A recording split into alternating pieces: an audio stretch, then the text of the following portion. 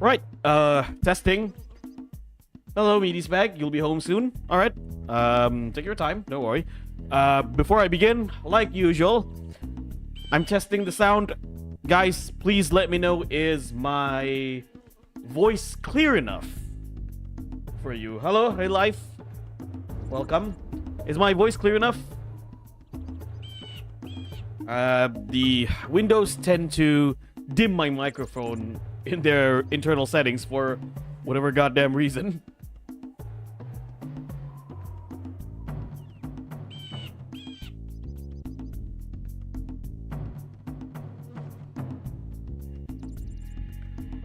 Good enough? Alright. That settles. Loud and clear. Right. Welcome back and good evening on this lovely Friday night.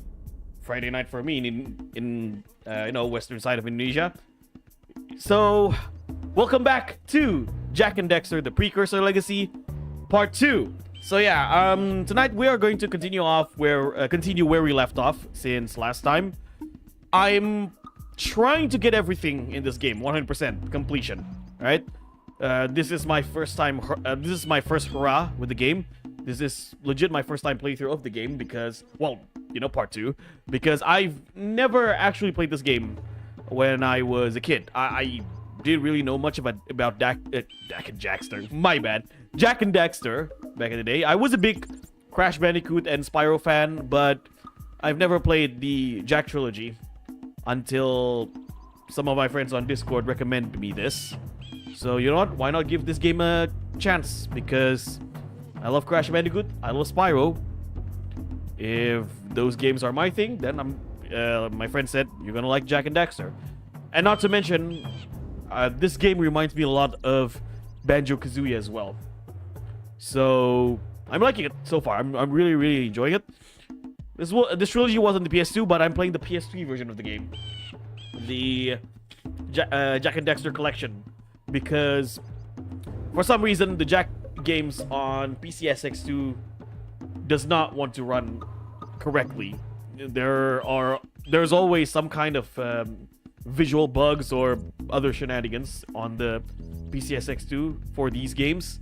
So I played the PS3 version instead on RPCS3 emulator. And it turns out it runs really well. And from what my friends have told me, the PS3 version is the best version of these games. So there you go. There's also an unofficial PC port of Jak and Daxter, the Precursor Legacy, the open goal. You could say the open goal version. But you know what? I'll play the PS3 version instead because it's in HD. So you know what? Enough with the chit chat, ladies and gentlemen. Let's enjoy our Friday night with some Jak and Daxter, the Precursor Legacy. So sit back, relax, and enjoy the show. Load game. Yeah, we're 25% in.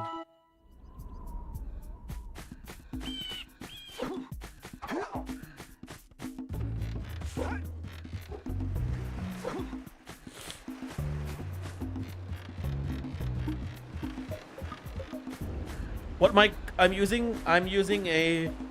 Okay, how do I pronounce this? Fifine? Fifine? I'm using a Fifine. Is it Fifine or Fifine? Sorry, this is how you pronounce. I forgot the type, but I'm using this brand. I've been using this mic for 4 years now. I haven't switched mic ever since.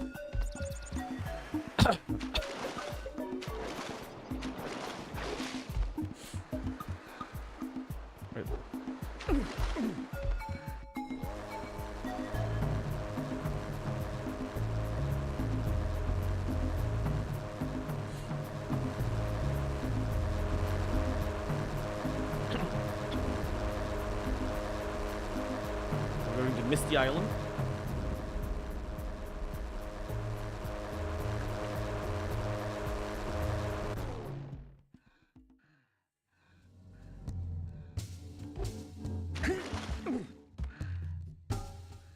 My voice is really clean. Sounds good. Thank you. And trust me, it's a whole new experience when You're you're welcome. covered in fuzz. What can I say except you're welcome? I don't know why. I really like that song.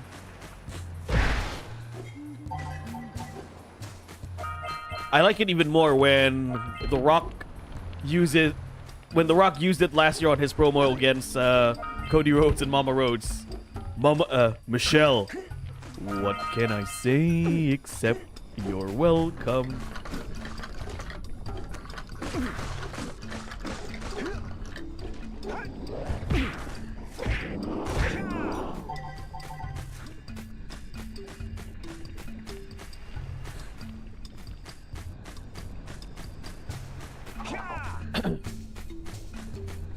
Hey, I see the sculptor's muse.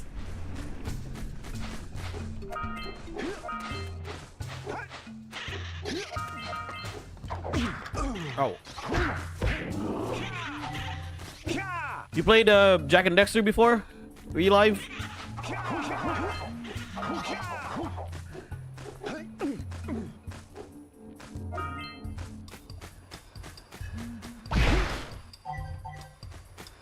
Knock over those bones.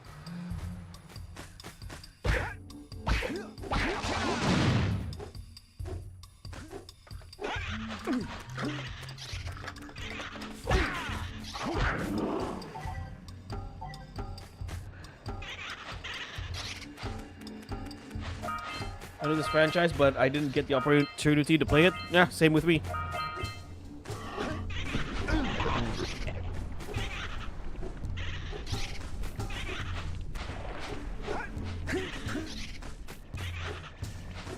Jump, then dive onto the teeter-totter. Jump.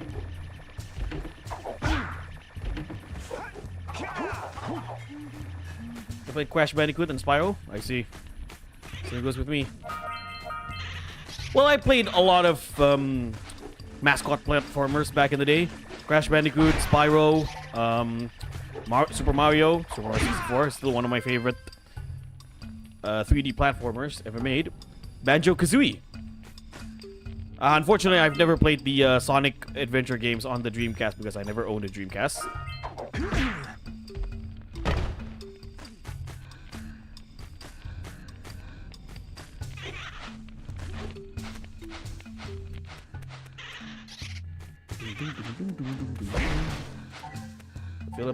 Fill up your health.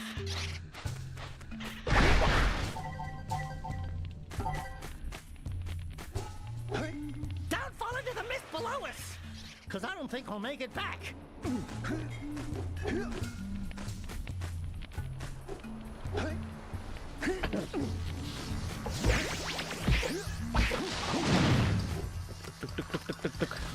Alright, gotta go fast. Gotta go fast. Gotta go. Ow! I'm dead. Joe Mario, welcome. I'm familiar with PlayStation games, the Nintendo franchise. Yeah, I had them all back in the day. And now I can play them all with my Chad PC. Posfai, how's it going? It's going good. Thank you, Joe Mario. Ah.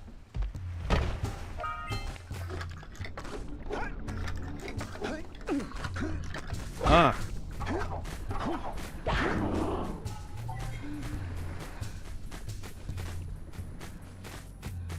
Hello, Mordecai. Wait. Mordecai and Kobokers. I used to play Daxter on my PSP but never finished it because the in-game language is Russian, which I couldn't understand. Oh. That's interesting. What? Wait, doesn't Ratchet... No, not Ratchet. Why am I thinking Ratchet? Doesn't Daxter allow you to change the language, though?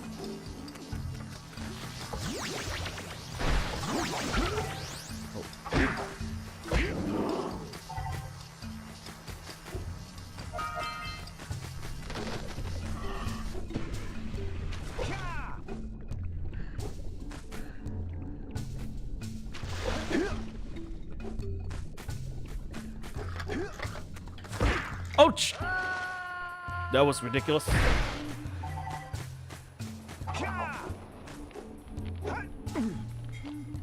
I don't know. Oh, okay. How did you get a Russian copy of Daxter, by the way?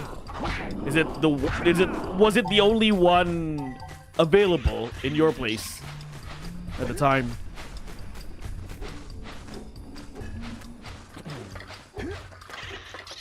It's a long time ago.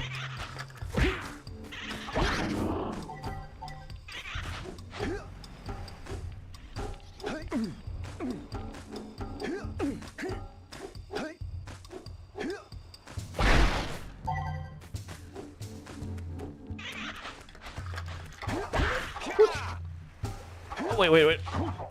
Ah. Oh yeah, I just want to tell you that PCSX2 didn't run smoothly when I played the Warriors, but I used looseless scaling and it really helps. I see. Yeah, you still need to figure out the best settings, not only for the game, but for your... Ah!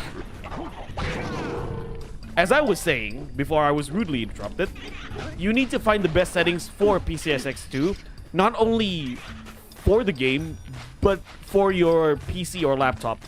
To me, I don't need to find the best settings most of the time, okay? Most of the times, with the 1.7 version of PCSX2, I don't need to find the best settings, because my PC can handle almost every settings.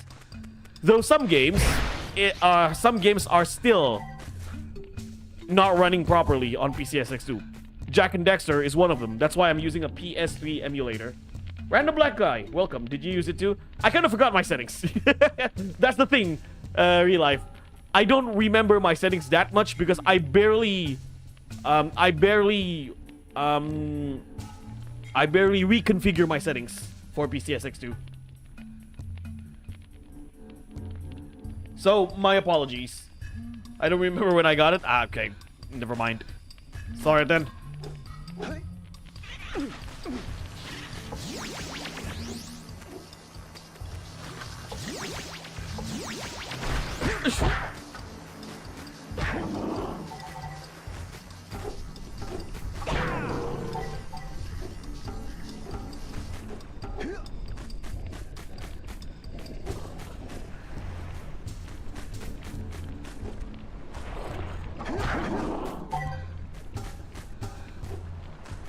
I need a blue electric ball to turn that on. Oops.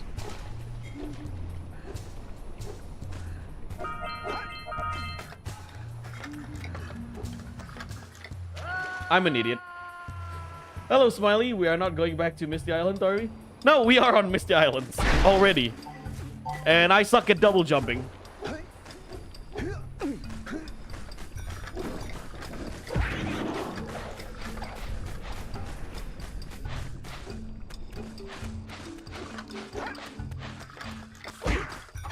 I'm following your suggestion.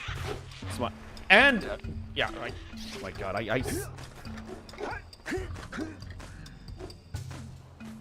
It's just the PS2 software like Alien Tech.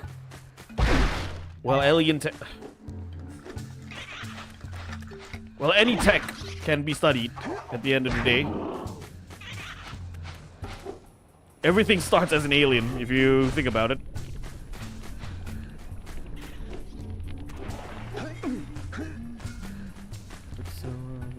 Dun, dun, dun, dun, dun, dun.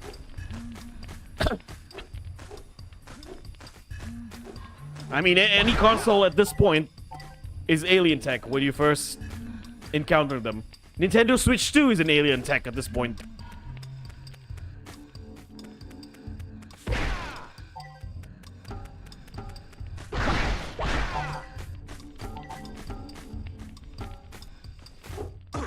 Ow.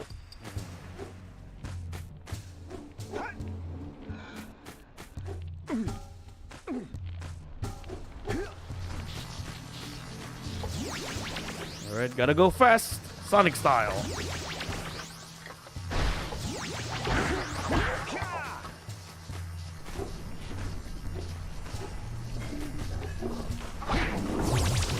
Okay. Got the power cell.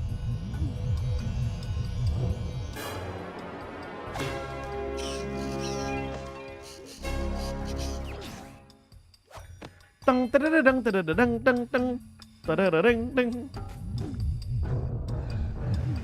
Wait, there's something down there? There's something down there.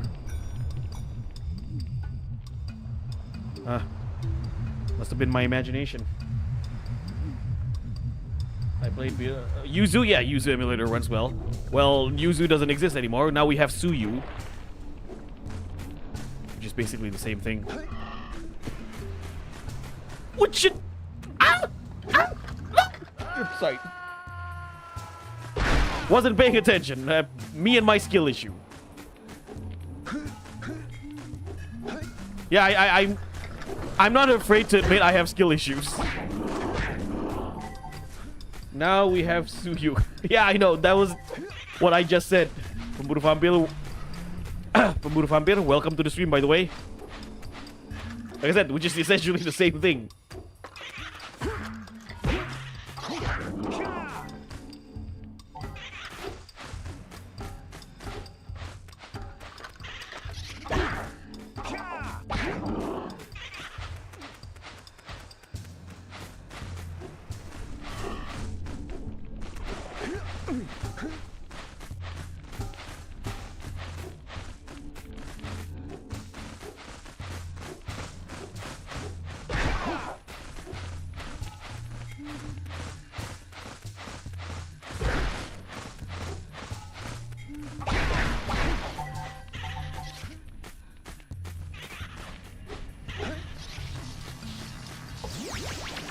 Hello, more. Yep, more Jak and Daxter. Let's go.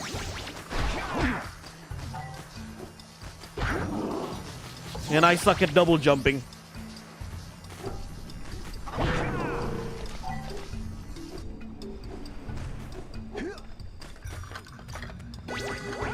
Oh, new power up. Makes your attack stronger. Let the ready go.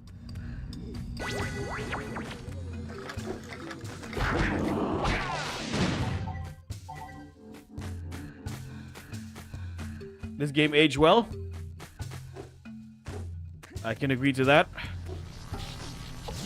Which is why, by the way, it would look better if we have an HD remake. The last time you were here. I feel a boss fight is coming. Scoopy, welcome. Ambush, Jack. It's an ambush. Wait, okay. Oh.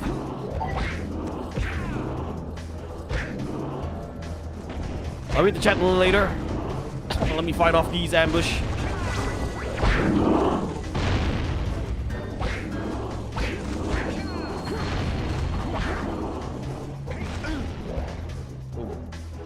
next I play Jak 2, and Dark Souls seems to me like a SpongeBob game. Could you rub my feet? Is Jak 2 that difficult?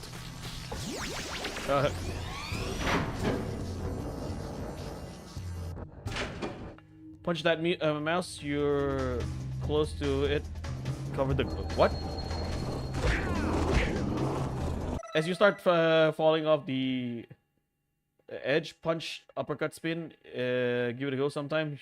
You go super high, like this.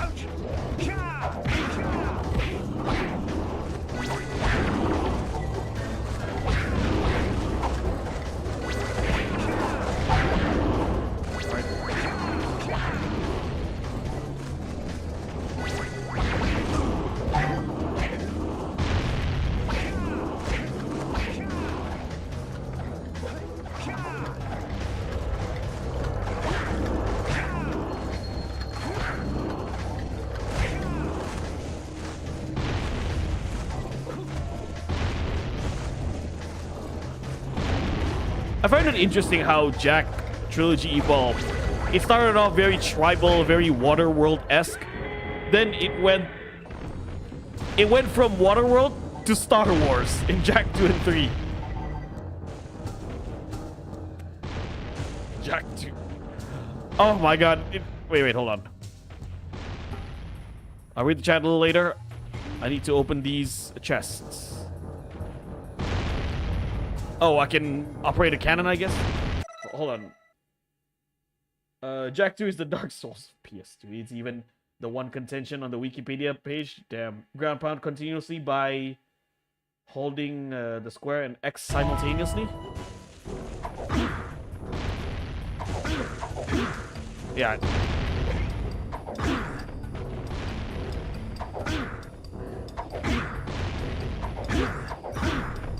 Yeah. I need to practice that. This place gives me the willies. Let's keep you out of the ooze, okay?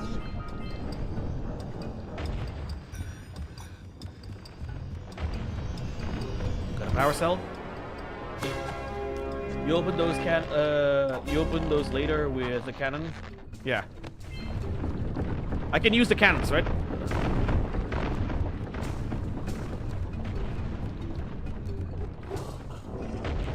You almost got it. Oh, where are the cannons coming from?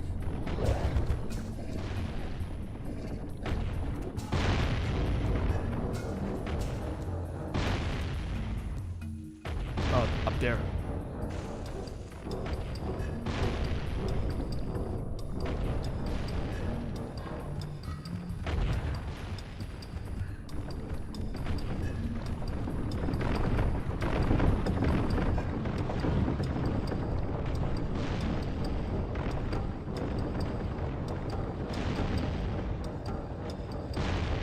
There's a door there.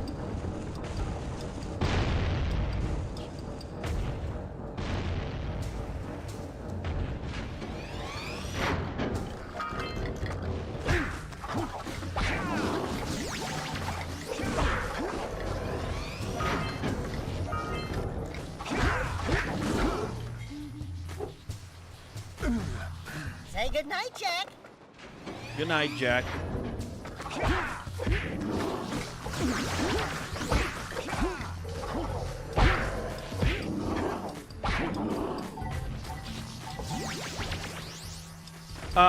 I have not played any of the Jak and Daxter series other than this one.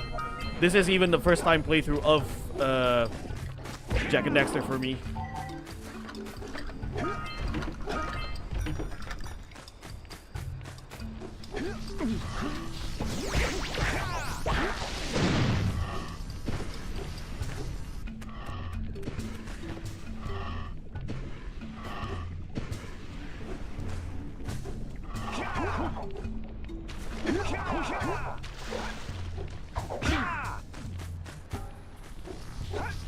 I'm just going back here.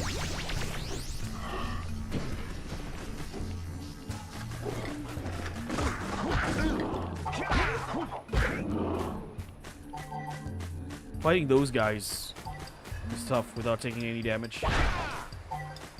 And I need a lightning, a blue orb.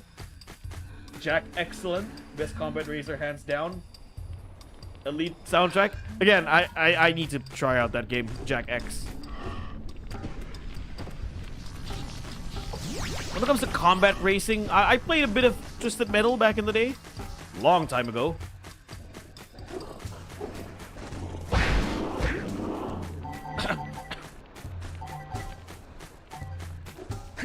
Your streams are great. Thanks. You deserve more wide audience. Keep it up. Greetings from Moldova. Greetings from Indonesia. Hey, wait, is Moldova part of the Slavic region?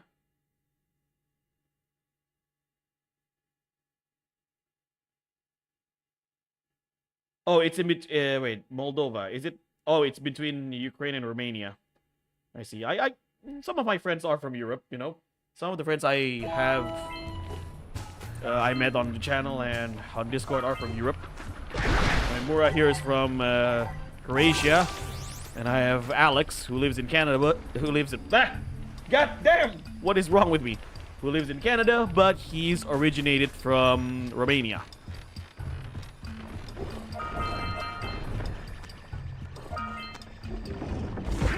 Wait, I need to answer a DM. Be right back.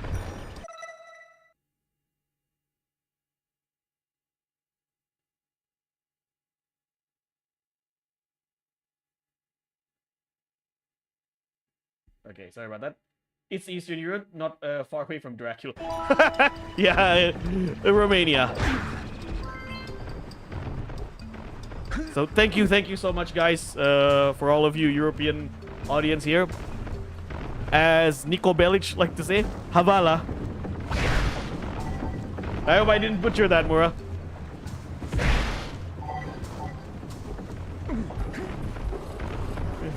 Is that up? Oh, damn it. Silly me.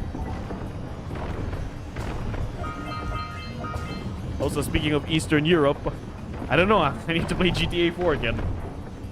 I love GTA 4.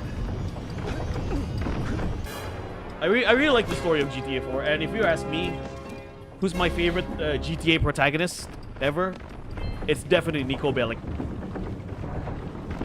Though, some friends told me if you actually pronounce his name on Serbian or Croatian, it's actually pronounced Niko Bellic instead of Niko Bellic. Oh, there's a vehicle there.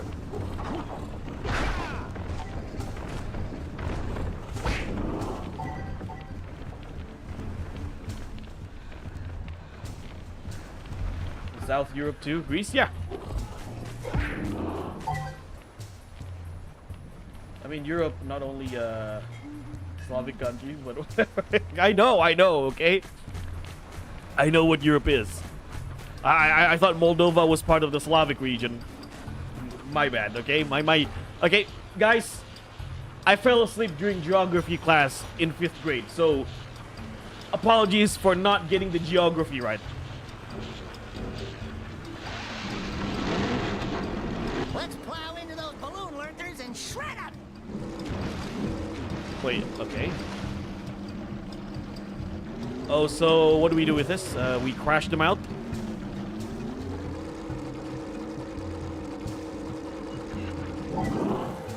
Okay, R1 is jump.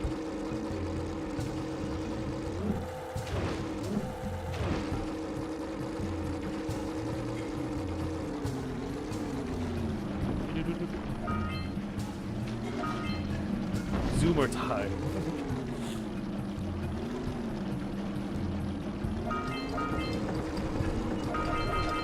I thought this thing can fly.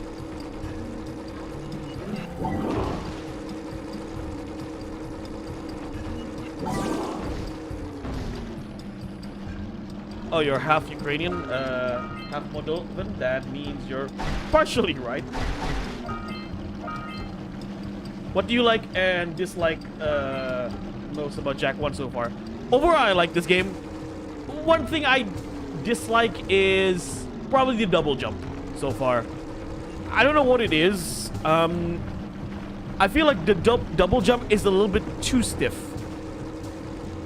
compared to games like Crash Bandicoot or what else? Banjo-Kazooie doesn't have a double jump. Yeah, but the double jump here is okay compared to Crash Bandicoot. I feel like the double jump is my biggest issue so far. I don't know what it is or how to explain it, but it's not as fluid as Crash Bandicoot. And probably it's not much of a game thing in my opinion. It's more of a me thing. Like, probably I need to play it a little bit more to get used to. Like some other games. Some other games, I tend to have that experience with some other games of a similar, you could say, of a similar genre. Oh, certain controls feels a little off, but after a bit of playing more, it's starting to get, you know, your muscle memory develop and you're just used to. You like the one from Crash a bit?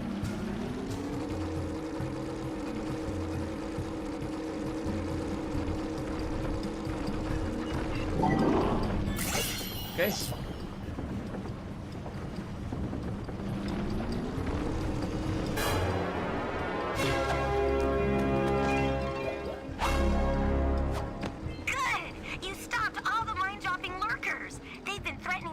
Around our village for weeks. Bring your zoomer back to the chance pad and I'll teleport it back. I like the name of Zoomer.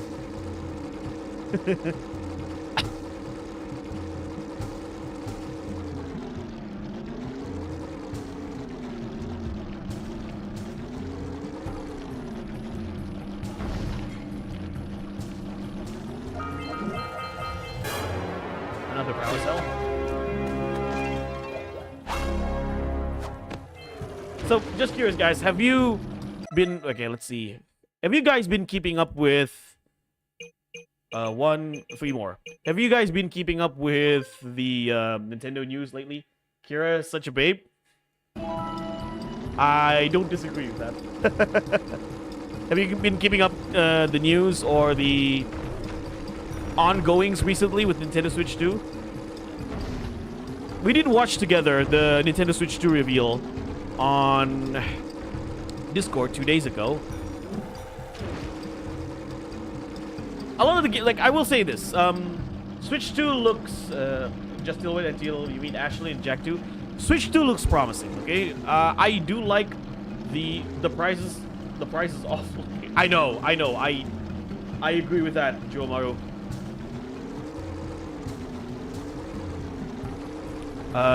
This, other than the price, a lot of the games look really good, right? Mario Kart World looks fantastic. I would love to try that one day, to get my hands on that one day. It's the buzz around most platforms. We got a new Donkey Kong game, yeah, a 3D adventure platformer Donkey Kong game, Donkey Kong Bonanza. What was the last? Okay, what was the last 3D Donkey Kong game? No, I'm not saying Donkey Kong Country Returns. That's essentially a 2D Donkey Kong game, right? I don't recall a Donkey Kong 3D game before Bonanza other than Donkey Kong 64. So having a new Donkey Kong game is great. You got Kirby Air Riders, right? That came out of the blue. But the one, okay, with Kirby Air Riders coming back after a long you could say a long hiatus since Kirby Air Ride and Nintendo GameCube, I pray, please, Nintendo, when are you going to bring back F-Zero? They showed F-Zero GX on the GameCube collection, right? On the GameCube collection for Nintendo Switch 2. It's time to bring F-Zero back in HD, right? In 60 FPS and all of its glory. Please, Astro Donkey Kong, yeah, more or less. But man, F-Zero needs to make a comeback.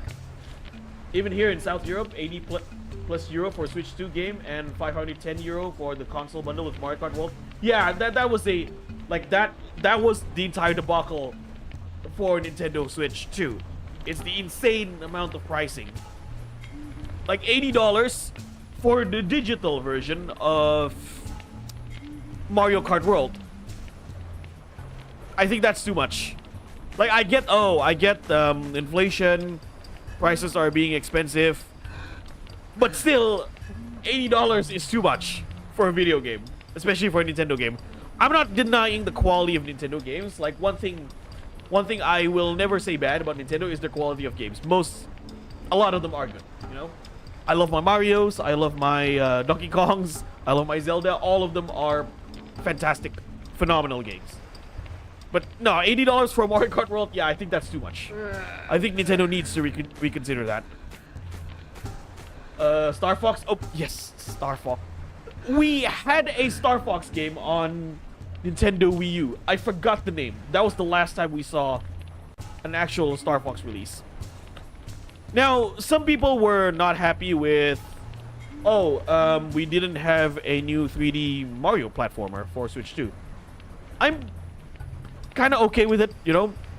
I would love to see a new 3D Mario platformer, but I don't mind if they wait. I don't mind if they wait for a new 3D Mario platformer. The last 3D Mario platformer we got on Switch was Super Mario Odyssey, right? I would love to see that new Super Mario 3D game for a Switch 2, not named Super Mario 3D World, right? And Nintendo is continuing their tradition, you could say, of releasing new Mario Kart for a new console, right? So every new Nintendo console since the Super Nintendo comes with a Mario Kart game. So Super Nintendo, or at least we have one Mario Kart game on a Nintendo console. Well, I get that the Switch has an expansion of the Wii U Mario Kart game, Mario Kart 8 Deluxe. But yeah, every new Nintendo console comes with a new Mario Kart game. So Super Nintendo has Super Mario Kart, Nintendo 64 has Mario Kart 64, GBA has Mario Kart Super Circuit, GameCube has Mario Kart Double Dash, DS has Mario Kart DS, Wii has Mario Kart Wii, 3DS has Mario Kart 7, Wii U has Mario Kart 8, Switch has Mario Kart 8 Deluxe, and now we have Mario Kart World. And usually, okay, a new Nintendo console comes with a 3D Mario game, right? Yeah, maybe you can consider 3D World is a 3D. Yeah, it is a 3D Mario game, right? So like 64 has Super Mario 64, GameCube has Super Mario Sunshine, the Wii has Super Mario Galaxy 1 and 2, Nintendo Wii U has Super Mario 3D World. It's a different kind of 3D, you know, but it's still a 3D Mario game. Switch has Super Mario Odyssey, and I would love to see what Switch 2 has going on for a 3D Mario game. Not named Mario 3D World, not another Mario 3D World, okay? And I'm afraid because Nintendo, they will try to normalize these prices. Yeah, exactly. That's my concern as well. I'm more concerned with game ownership and the limitations of borrowing games. Sounds like they're cracking down. Used market may drastically change. Yeah, that's another concern I have. Game ownership has been a discussion for quite a while now, and I've said it multiple times, right? Whenever people bring up the debate, you could say debate over, which one is better, physical or digital? I'd say both have a place. Both have their advantages and disadvantages, right? Most of my games are digital because I play on PC, right? But I do like my physical games as well. Like I like to collect Nintendo Switch games, you know. I like to collect PlayStation games back in the day. The issue to me, whenever you discuss physical or digital media games, it's not necessarily their form. Like if you're arguing which one is better, physical or digital, essentially you're just arguing the form. What concerns me is more on the ownership of these games, right? So one of the concerns of having digital games on Steam, for example, is do you really own these games, or they are just access money, or access, or you're just paying for accessing these games, right? I think there should be now, you know, when you talk about written laws, it's gonna be tricky, right? It's gonna be tricky. There are disadvantages and advantages, but I feel like there should be some kind of control or a law to protect consumers or customers where whatever, for video games specifically, if you buy a digital or physical games, those games belong to you. No companies, no parties should ever take that away from you, right? Which is why, you know, whenever people talk about Nintendo especially, about ownership, a lot of people would say, oh yeah, it's better to just pirate these games, because whenever you pirate these games, you don't need to be afraid of any services or any company taking these games away from you. And though it's a problem, you can say, more prominent in digital games, but it is an issue that exists for physical media as well. I gave an example, right? The best example I can give was Spyro. Remember Spyro Insane Trilogy? So when you have Spyro Insane Trilogy, when that game first came out, you only had the first game. Spyro 2 and Spyro 3, right? Spyro 2 and Spyro 3 are downloadable content. So in the case of you buying that physical game, and somehow, let's say, you have a shitty Wi-Fi, you can't access Spyro 2 and 3. You can only play Spyro 1. And if Activision decides to stop their online services, that means if you have that game physically, if you have that game physically, you cannot access Spyro 2 and 3. In the case of if you haven't downloaded the game, right? If you haven't downloaded 2 and 3. So again, what's the point? What's the point of having a physical media when you have to download most of the content online? You might as well just get the game digitally. Like it's like completely defeating the purpose of having a physical copy of the game. So that needs I feel like there should be a regulation. There should be a regulation of trade or whatever it is to protect customers' ownership of digital products. So far, because I haven't seen any of them. And another issue that I've talked about it with people is that why is this an issue in the first place? Is because, and this is to me has been an issue whenever there is new technology coming out. It's like regulation makers are too slow to catch up with the ever evolving technology. You know what I mean? So whenever, like, technology is fastly growing, technology updates really fast, but regulations in regard to how to use technology or any other application of that technology is slow, right? That's why whenever specifically we're talking about in the gaming world, whenever there are issues of loot boxes, uncontrolled gambling, is gacha legal or illegal, or is gacha gambling for kids? Those issues usually arrive because lawmakers or regulation makers are too slow to catch up with the ever-growing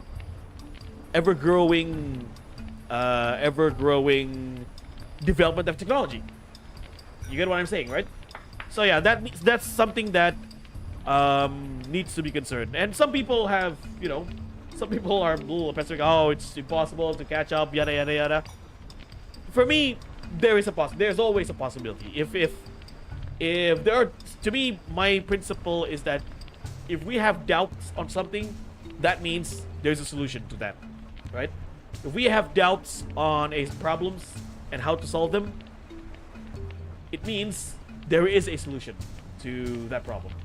I know it's kind of weird, but that's my take. I've seen the Nintendo Switch 2 Direct. What do you guys think of it? I find it interesting that the new Hyrule Warriors I've seen being made by... Yeah, there's a new Hyrule Warriors game coming out for the Switch 2. Hyrule Warriors Age of Imprisonment. And you make a good point, Mordecai. I was actually surprised that that game was not made by Omega Force. They were made by the new studio, the AAA studio from Koei Tecmo. I know, like, since last year, Koei wanted to focus more on AAA titles with their newly established AAA studio. And one of the, like, I remember reading their financial report on Twitter. So they actually uploaded their financial report in PowerPoint presentation form, and one of the key points is that the AAA studio wants to produce more AAA qualities and collaborate with other AAA companies. So Hyrule Warriors Age of Imprisonment is something I expect from Koei. And this was something I discussed 2 years ago. Remember back in late 2023, I talked about, oh, where's Dynasty Warriors going? And I said that instead of like the main Warriors games, I can see Koei produce... Well, we got a new Dynasty Warriors game, right? This year. But considering Koei Tecmo has benefited, you could say, they've benefited more on their collaboration IPs. I am not surprised if they wanted to do more collaboration Musou games or spin-off Musou games, because this is where most of their money comes from, right? One of the best-selling Musou game for Koei, if not the best-selling Musou game for Koei, was Hyrule Warriors Age of Calamity. I think it sold 4 million copies. Yeah, not even any of the Dynasty, Samurai, or Orchi games came close to that. At most, as far as I remember, Dynasty Warriors sold 2.5 million copies. Right? Correct me if I'm wrong. That was for Dynasty Warriors 4. But you get what I'm saying, right? Well, Dynasty Warriors continue to sell 1 million copies, but for Koei to reach more than 2 million, usually they did these collaboration projects. One Piece Pirate Warriors is another game that if I'm not mistaken, again, I kind of forgot the numbers here. If I'm not mistaken, One Piece Pirate Warriors 4 sold 4 million copies. And it sold even more copies it sold even more units or copies, whatever it is you like to say, with the DLC that came out last year. The One Piece movie red. So having the new AAA studio from Koei Tecmo doing the Zelda game is not a surprise for me. Though it was really eye-opening when it happened, as Nintendo Direct was going on. Yeah, Jomaru, those game key cards are a waste of money for companies that make them. You might as well buy these games digitally on Switch too anyway. You're paying to lease it essentially when you buy digital, unless it's DRM free from GOG and the like, or GOG, not GOG. I keep calling it GOG. Okay, I don't know why. It's just easier for me to say GOG than GOG. So yeah, like whenever I talk about like these gaming services on PC, Steam, Epic, GOG, whenever I said, oh, there's Steam, Epic, and GOG, I was like, what the hell is GOG? Oh, GOG. Yeah, sorry. I know it's called. Yeah, I know the people call it GOG, but I can't help but say GOG. Okay, it's kind of like when people say memes, right? M-E-M-E, meme. I know it's pronounced as memes, but I prefer to call it meme because it's funny.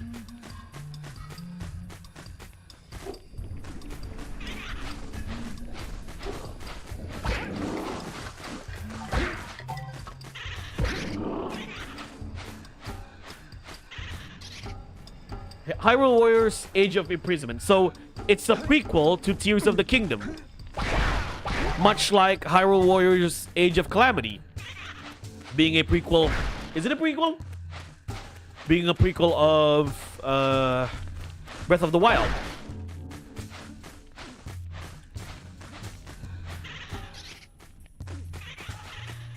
Like, I would love to see more collaborative Musou games from Koei Tecmo. You know what? You know what one game, in my opinion, Koei can do for a you know what one Musou game Koei can do that can sell like hotcakes? Final Fantasy Musou. It's a prequel, then become its own thing. Yeah, Final Fantasy Musou game, in my opinion, can sell like hotcakes. Fuck. What's your thoughts on retro handhelds? Retroid Pocket 5, Odin Portal? I don't really have interest in those things. Like, it's good to have retro handhelds, but me personally, I don't really find the need to get those things. I know a lot of people in my community, like not my community, like there's this community I'm in called JDK, Jadul Kekinian, which means retro of the present. They have a lot of these portable handheld retro emulators, right? I personally not really into these things. If I wanted to, this is just me, okay? If I wanted to play retro games handheld, I can either do two things. I use an emulator on my phone, you know, on my Samsung phone, which I don't do anyway. Or a better option is that Steam Deck can run emulators, so I might as well just get a Steam Deck and then play my retro games there. Hello, Sanjay. Telat ko kita masing overall. Welcome. I have Retroid Pocket 4. Final Fantasy Muso and Super Smash Muso would feed families. I don't know about Super Smash Musos, but Final Fantasy Muso, yes. I can see that selling like hotcakes. Especially like with the current direction of Final Fantasy games where it's more hack and slash. You already have the formula, Square Enix. Koei, all you need to do is do your magic.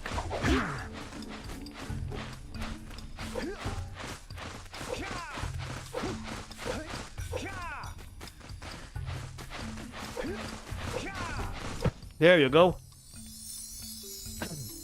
This kind of reminds me of... Oh. That wasn't very nice, Daxter. This kind of reminds me of chasing the monkey from Super Mario 64. Final Fantasy Muso? Fuck yeah. Yeah. If you do... The only thing I... Hello, Axel. Welcome to the stream. The only thing I'm thinking if you do Final Fantasy Muso is how do you manage the roster? Like, are you gonna have... Usually when it comes to a first-time game, they're not gonna put everyone in the game, right? They're not gonna put everyone in every Final Fantasy game on one game. They're gonna pick the ones that are popular, you could, right? For example, if there's a Final Fantasy Muso game, you bet your ass Cloud and Sephiroth is going to be playable. But what do you do with the rest? Like, what do you do, or which other characters you put in that game? Or which other series, characters from which series you put in that game? And how would you do the campaign for Final Fantasy Muso game? That's what I'm thinking. Are you going to do like what you did in Dissidia? It's just like a big crossover battle royale with everyone?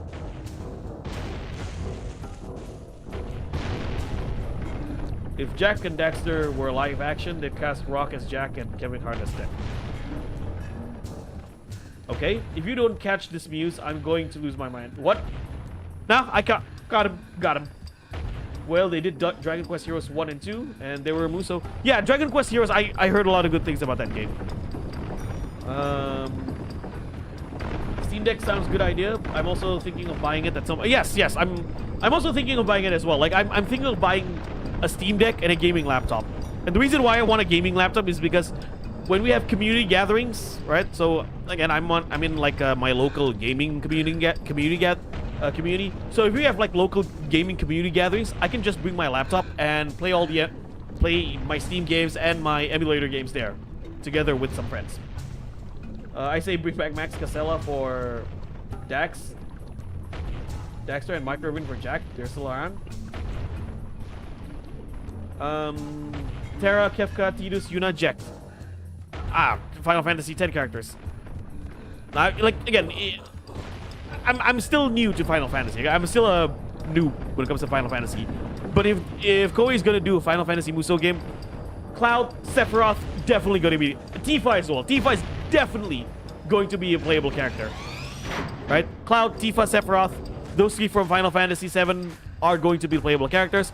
I can see them adding Squall as a playable character.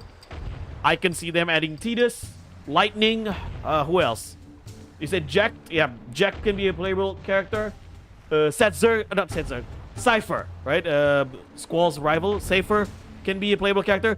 I can 100% see Clive being a playable character. Like, Clive is a hack and slash Devil May Cry character to begin with, so you might as well put him on a Muso game. Clive is definitely going to be a playable character if a Final Fantasy Muso game ever happened. I can see people from FF6, 7, 8, 10, and 13, and 16. Or I can also kind of see, because he is popular, Noctis being a playable character. Everybody's favorite 3D Sasuke ripoff.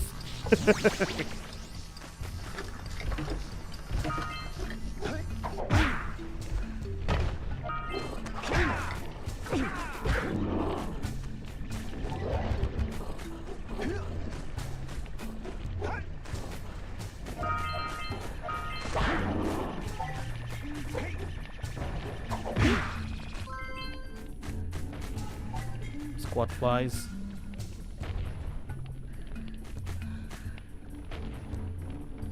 And FF4.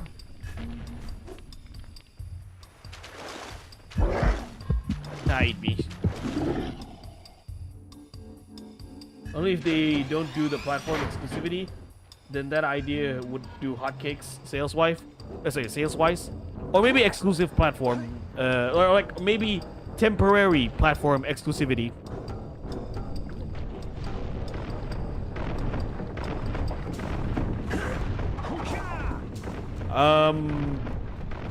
Smiley Mura, you know where I have to go to get up there? There's a platform there, but can I drop here? Oh, I'm dead. Sorry, I can't jump there.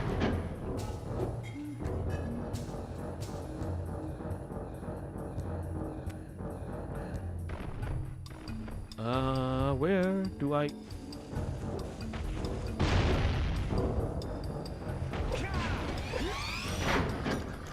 To the ship location. Oh, I need to ride the zoomer.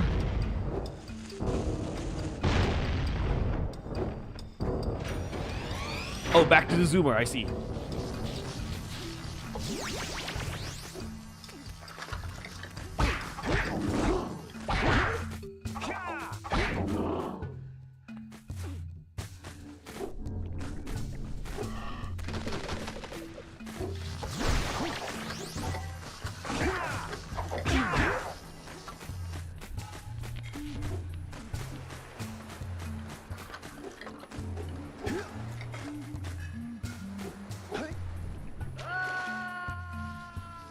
Okay.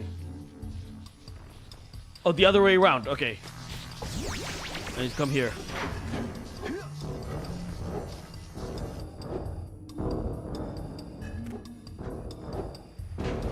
I think more characters like Lydia, Cecile, and Kane.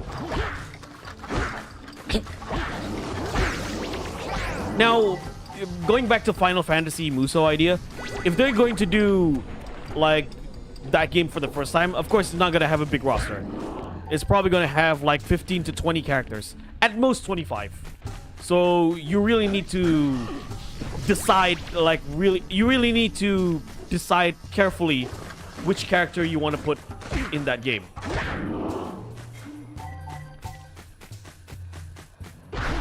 Oh, there's this one as well.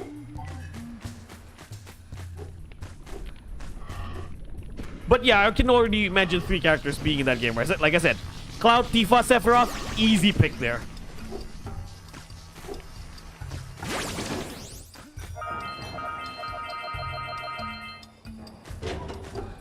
Mary P, Final Fantasy IV character would be awesome.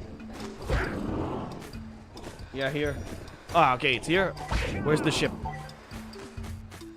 Where's the zoomer?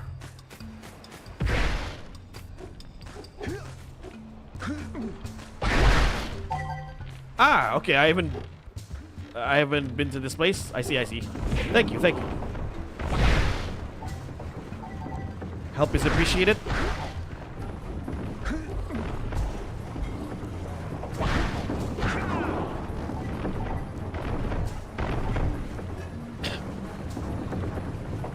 Turks from FF7? But I mean, I can see them being playable, but they're not gonna be initially playable. They're probably just gonna be NPCs. They want to make room for the popular ones, you could say. Not that the Turks are unpopular. It's just that they want to put the main ones for. Ouch! Shit.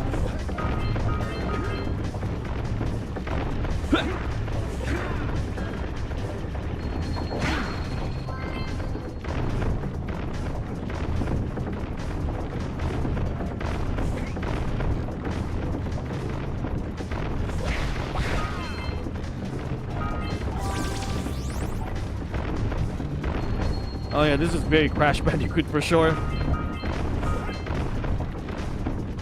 Ah, there you go.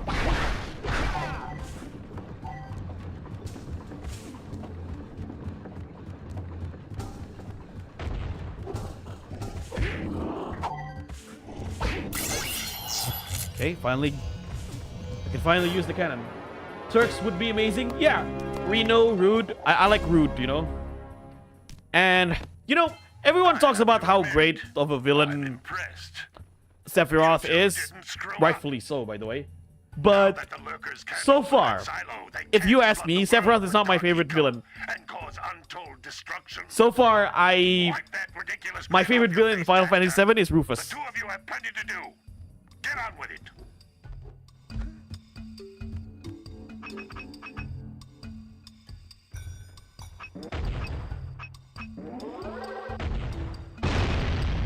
Too far away.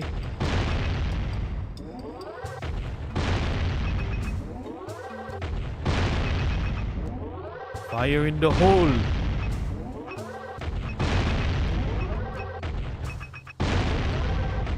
Rufus is cool. My favorite Turk is Rude.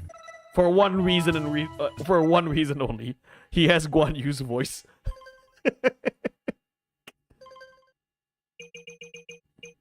7 scout flies. Return the muse to the sculpture. Alright. I wanted to find all the Precursor orbs first before we go back to the main island. Gotta have Kefka. Yeah, Kefka should be playable in a Final Fantasy Muso game. Kefka is just as iconic in my opinion. Again, from someone who is not familiar with Final Fantasy, Kefka is just as iconic as Sephiroth. Kefka is essentially Final Fantasy's version of the Joker.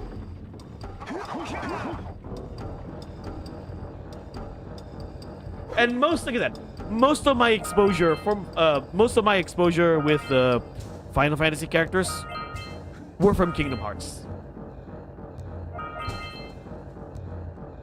Having his dog also good for him. Yeah, I like that battle when you fight Rufus and his dog.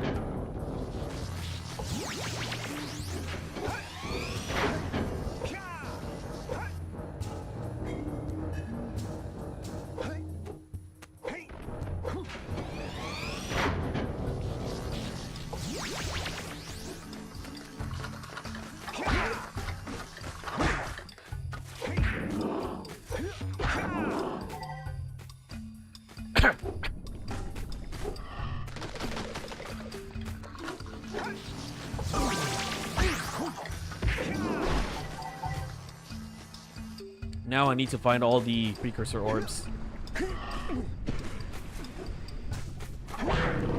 How many left? 9.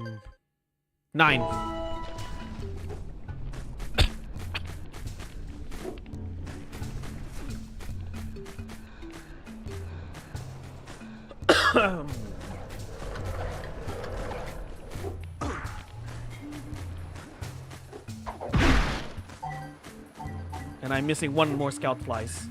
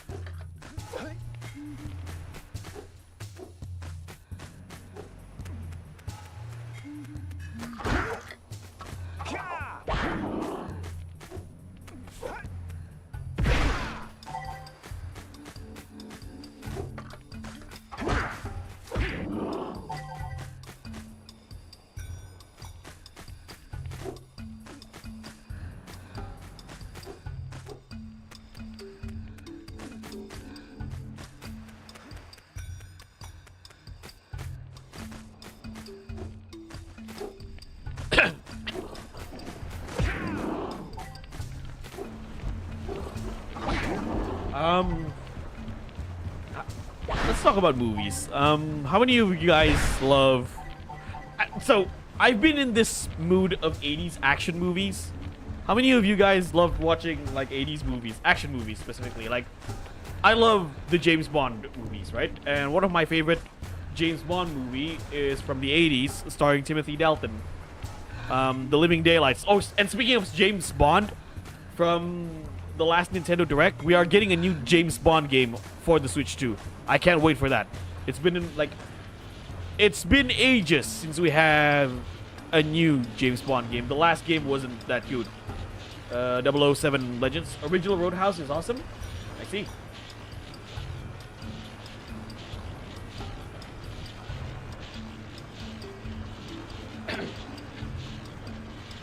Yeah, you got Mad Max was a good 80s movie as well. Last Blood, Rambo Last Blood 2, Rambo. Oh, you mean isn't it First Blood? Not Last Blood. First Blood. First Blood. Rambo First Blood Part 2 and Rambo 3. Delta Force with Chuck Norris. So, there's this one 80s movie I really like starring Arnold Schwarzenegger. It's called The Running Man. How many of you watched that movie? I love The Running Man, you know? And one of the reasons why I like The Running Man is that that movie is filled with Arnold Schwarzenegger memes, right? If you want to see Total Recall came out in the 90s, like in 1990. So if you want to see like a movie where Arnold does the most when Arnold does all of his cheesy one-liners, The Running Man movie is for you. Like I really like The Running Man. Like I said, a lot of Arnold's lines are just memeable. For example, when he defeated the first Stalker, Sub-Zero, he said, "Here's Sub-Zero, now Plane Zero." Or when he attacked the ICS, he attacked the show with a group of rebellion. He said, "It's showtime," while giving this very happy expression. Like that movie is just gold. I love it. And not to one of the things I love about The Running Man is the soundtrack. Like it's just pure 80s in its best form. Especially the opening scene, you know, with the showgirls dancing, right? Goddamn, that music is really good. Kindergarten Cop was in the 90s. Yeah, I watched Kindergarten Cop back in the day. Like I really enjoyed that movie. But yeah, Running Man is I'd say Arnold's most underrated movie. A lot of movies starring Arnold Schwarzenegger, a lot of people will recall his best movie as Terminator 2, for all the right reasons, by the way. My friend also loved Arnold Schwarzenegger, and his favorite movie from Arnold is True Lies in '94. Arnold was the best. Okay, say what you want about Batman and Robin, right? I know that movie is shit. I know that movie is terrible, right? And I don't think it was Joel Schumacher's fault entirely. It wasn't his fault. He was asked to make that movie that way by Warner Brothers. But Arnold Schwarzenegger as Mr. Freeze was comedy gold. I enjoyed that movie just because of Arnold Schwarzenegger as Mr. Freeze. Again, he and his arsenal of ice puns and one-liners. Like when he first appeared, the Iceman Comet. And my favorite line from Arnold's Mr. Freeze was, "What killed the dinosaur? The Ice Age." And then he starts shooting these dinosaur statues with this ice blaster. Like, that was comedy gold, okay? I enjoyed the movie and all of its cheesy mozzarella glory, right? It's a shit movie, but it's an enjoyable shit movie. It's my guilty pleasure movie, alright? So, yeah, I've been watching some 80s action movies. Running Man, because it used to air a lot in TV. And, again, Running Man also starred Jesse Ventura. So you got... There's a scene where Arnold fights Jesse Ventura. So you got the future governor of California fighting the future governor of Minnesota. Insane, right? And then, what else? RoboCop, I like that movie. RoboCop 1987, the first RoboCop movie. RoboCop 2 was okay. RoboCop 3 was not good. RoboCop 1 was still, like, one of my favorite 80s movies. It was brilliant. I really, really love RoboCop. Especially the music. Dun, dun, dun, dun, dun, dun, dun, dun, dun. Dun, dun, dun, dun, dun, dun, dun, dun, dun.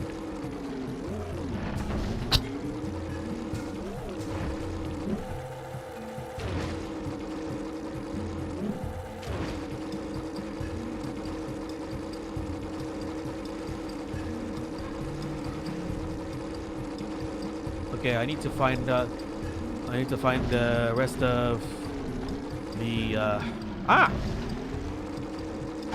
the rest of the precursor orbs. Where are you?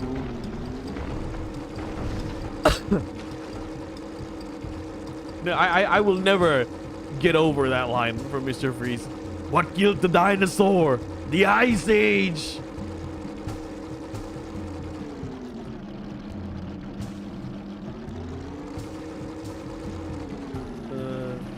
Oh yeah, rest in peace, Val Kilmer. Wait, let's see. Oh yeah, again, YouTube is not loading the chat for me. Thanks, YouTube. Joel does take the blame for it, but he did say the studio interfered with him. Yeah, again, it's not fully Joel's fault. And Joel Schumacher, rest in peace, by the way. He's not a bad director. He's a good director. I watched Phone Booth with Colin Firth. Not Colin Firth. Colin Farrell, right? That was a good movie. The Phantom of the Opera was directed by Joel Schumacher. That was another good movie, right? Val Kilmer, yeah. I'm glad I was able to see Val Kilmer in the big screen one more time with Top Gun Maverick. Another amazing movie, by the way. Like watching Top Gun, watching the scenes with Iceman in Top Gun Maverick hits different now that Val Kilmer passed away. He was also amazing in Heat 1995. Demolition Man was awesome. And it made a reference that Arnie was governor of California. Nice. Blade Trilogy with Wesley Snipes is great. I don't recall Blade 2 and 3 much. I only recall Blade 1. By the way, in Blade 3 you have Ryan Reynolds. A pre-Deadpool Ryan Reynolds, but he acts like Deadpool in Blade 3. And also, Blade Trinity, right? The third movie. Also stars Triple H.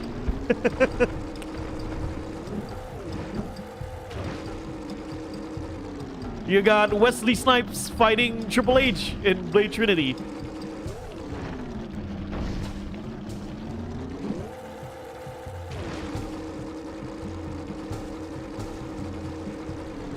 Joe wanted to do Batman Begins. I was about to say that.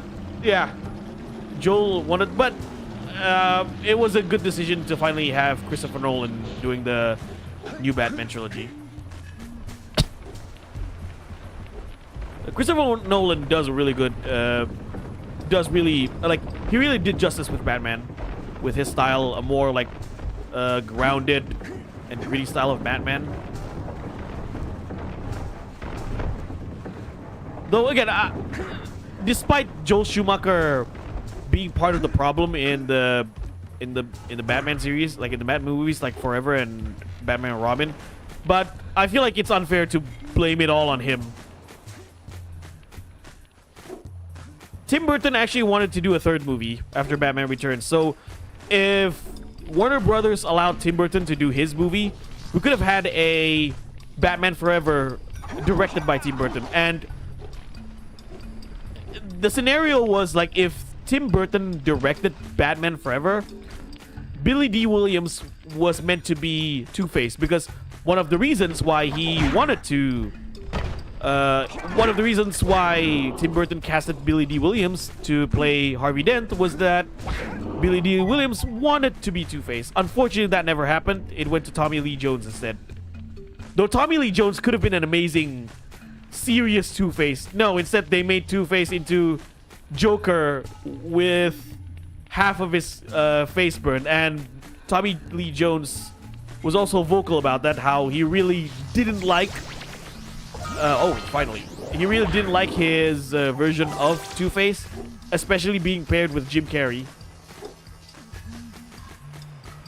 because it wasn't his style of acting. I heard Michael Keaton wanted to do another Batman film. I heard they wanted to do Dark Knight Rises. Billy Williams did the Two-Face in Lego Batman movie. Yeah, I know that. I know that. He got to be Two-Face in a different form.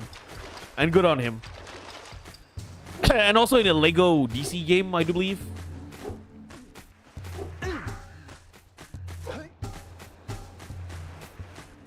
And instead of Jim Carrey being the Riddler, Tim Burton wanted Robin Williams to be the Riddler. Now that's an interesting casting, if you ask me. Robin Williams as the Riddler.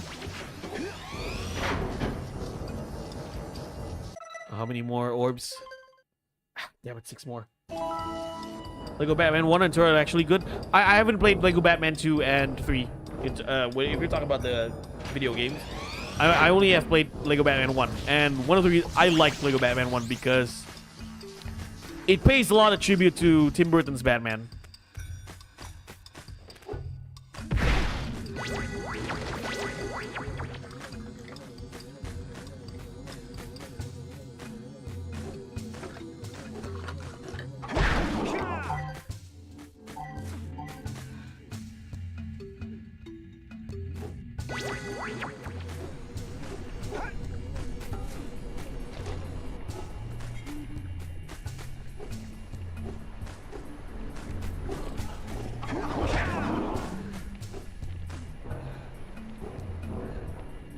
Any ideas where I can find the precursor orbs here? Have I? Yeah, I'm missing 2 scout flies as well.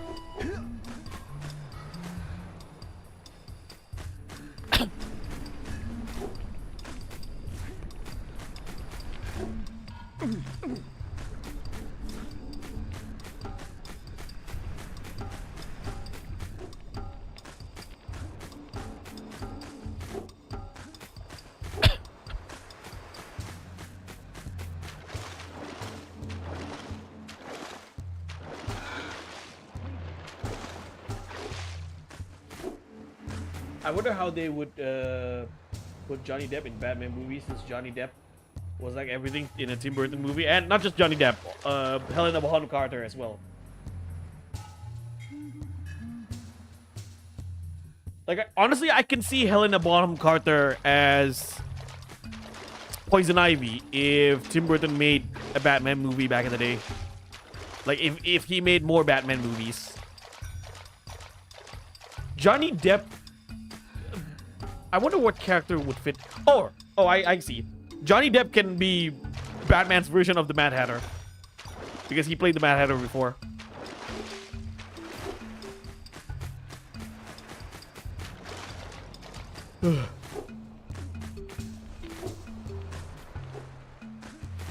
Yeah, Johnny Depp playing Jervis Tech, aka the Mad Hatter.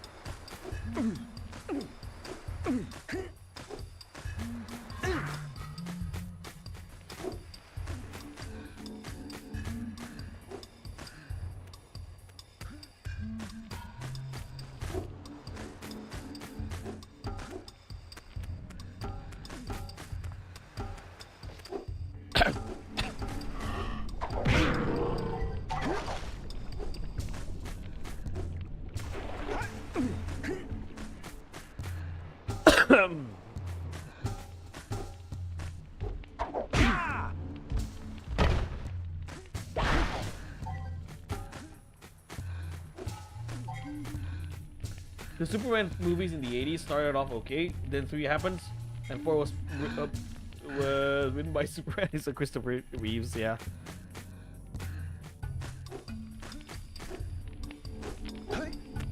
So far, the best Superman movie for me personally is Man of Steel. Say what you want about the DC extended universe, but I think Man of Steel was a great movie. I think that would have been that was a good start to a universe. Yes, you know, some of the fights need to be scaled down because I know it's Superman, but still, like DC could have gone somewhere with the extended universe with Man of Steel. It's just that they're so obsessed of competing with Marvel Cinematic Universe, it went nowhere. Which is a shame. Such wasted potential. Ah, there it is. I haven't... Why didn't I check that? Silly me. Why didn't I go there?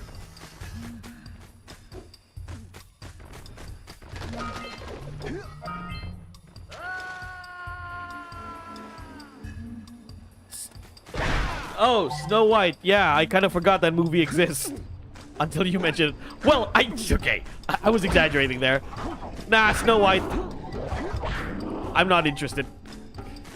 That movie... Like, I watched the trailer and yeah... like, it completely... drains my interest down the toilet faster than I can shit. Alright, finally got them all. Mission accomplished. Right, I'm done here. It was an anti-nuclear movie. Yeah. But, like... Superman 4, like, again... I get they wanted... I get the movie wanted to... send a message of anti-nuclear or anti-war, but it's not necessarily the message that's wrong, right? I'm actually like pro, or I'm actually for the message of the movie. It's just how the message was being said in the movie. It's always about execution. The guy who was Nuclear Man couldn't speak English yet. And like, yeah, I know. I watched Superman 4 and it's super cheesy. It's terrible. Like, it's to the point where I actually prefer Batman and Robin than Superman 4. Snowflake. Wait, doesn't an orb drop for collecting all eggs? Where did it drop? Oh no, I didn't. Okay. I didn't drop an orb from collecting all the eggs. Sorry, I didn't drop a power cell by collecting all the orbs. I got a power cell from collecting all the scout flies. So yeah, I got all the power cells for Missile Island, except this one because I need to go back to the sculpture. Never mind, I'm tripping. Yeah, I got the last power cell from the scout flies, not the orbs. Yeah, I call them eggs. Like, that's why. I keep calling them, like, okay, this is where it gets confusing. They call this an orb, meanwhile it's an egg. Yeah, this is not an orb, it's a power cell. So, yeah, sometimes when I think of orb, I think of this instead of this. I'm curious, have you seen the Guyver film with David Hayter? Because I have not seen the Guyver, like, I've not seen any Guyver movies, whether it's the anime or the live action. I apologize, Jomaru. No orb drop when collecting the eggs. Unfortunately, that's for collecting 7 South plants. Yeah, exactly.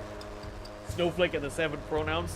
Or Snow White and the $7 million box office bomb.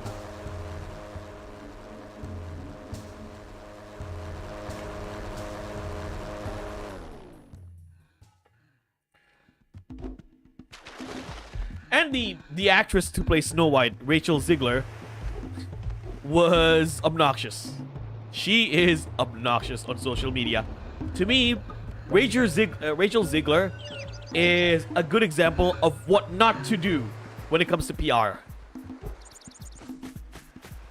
She alone, like Rachel Ziegler alone, was a PR nightmare for Disney. I don't know why.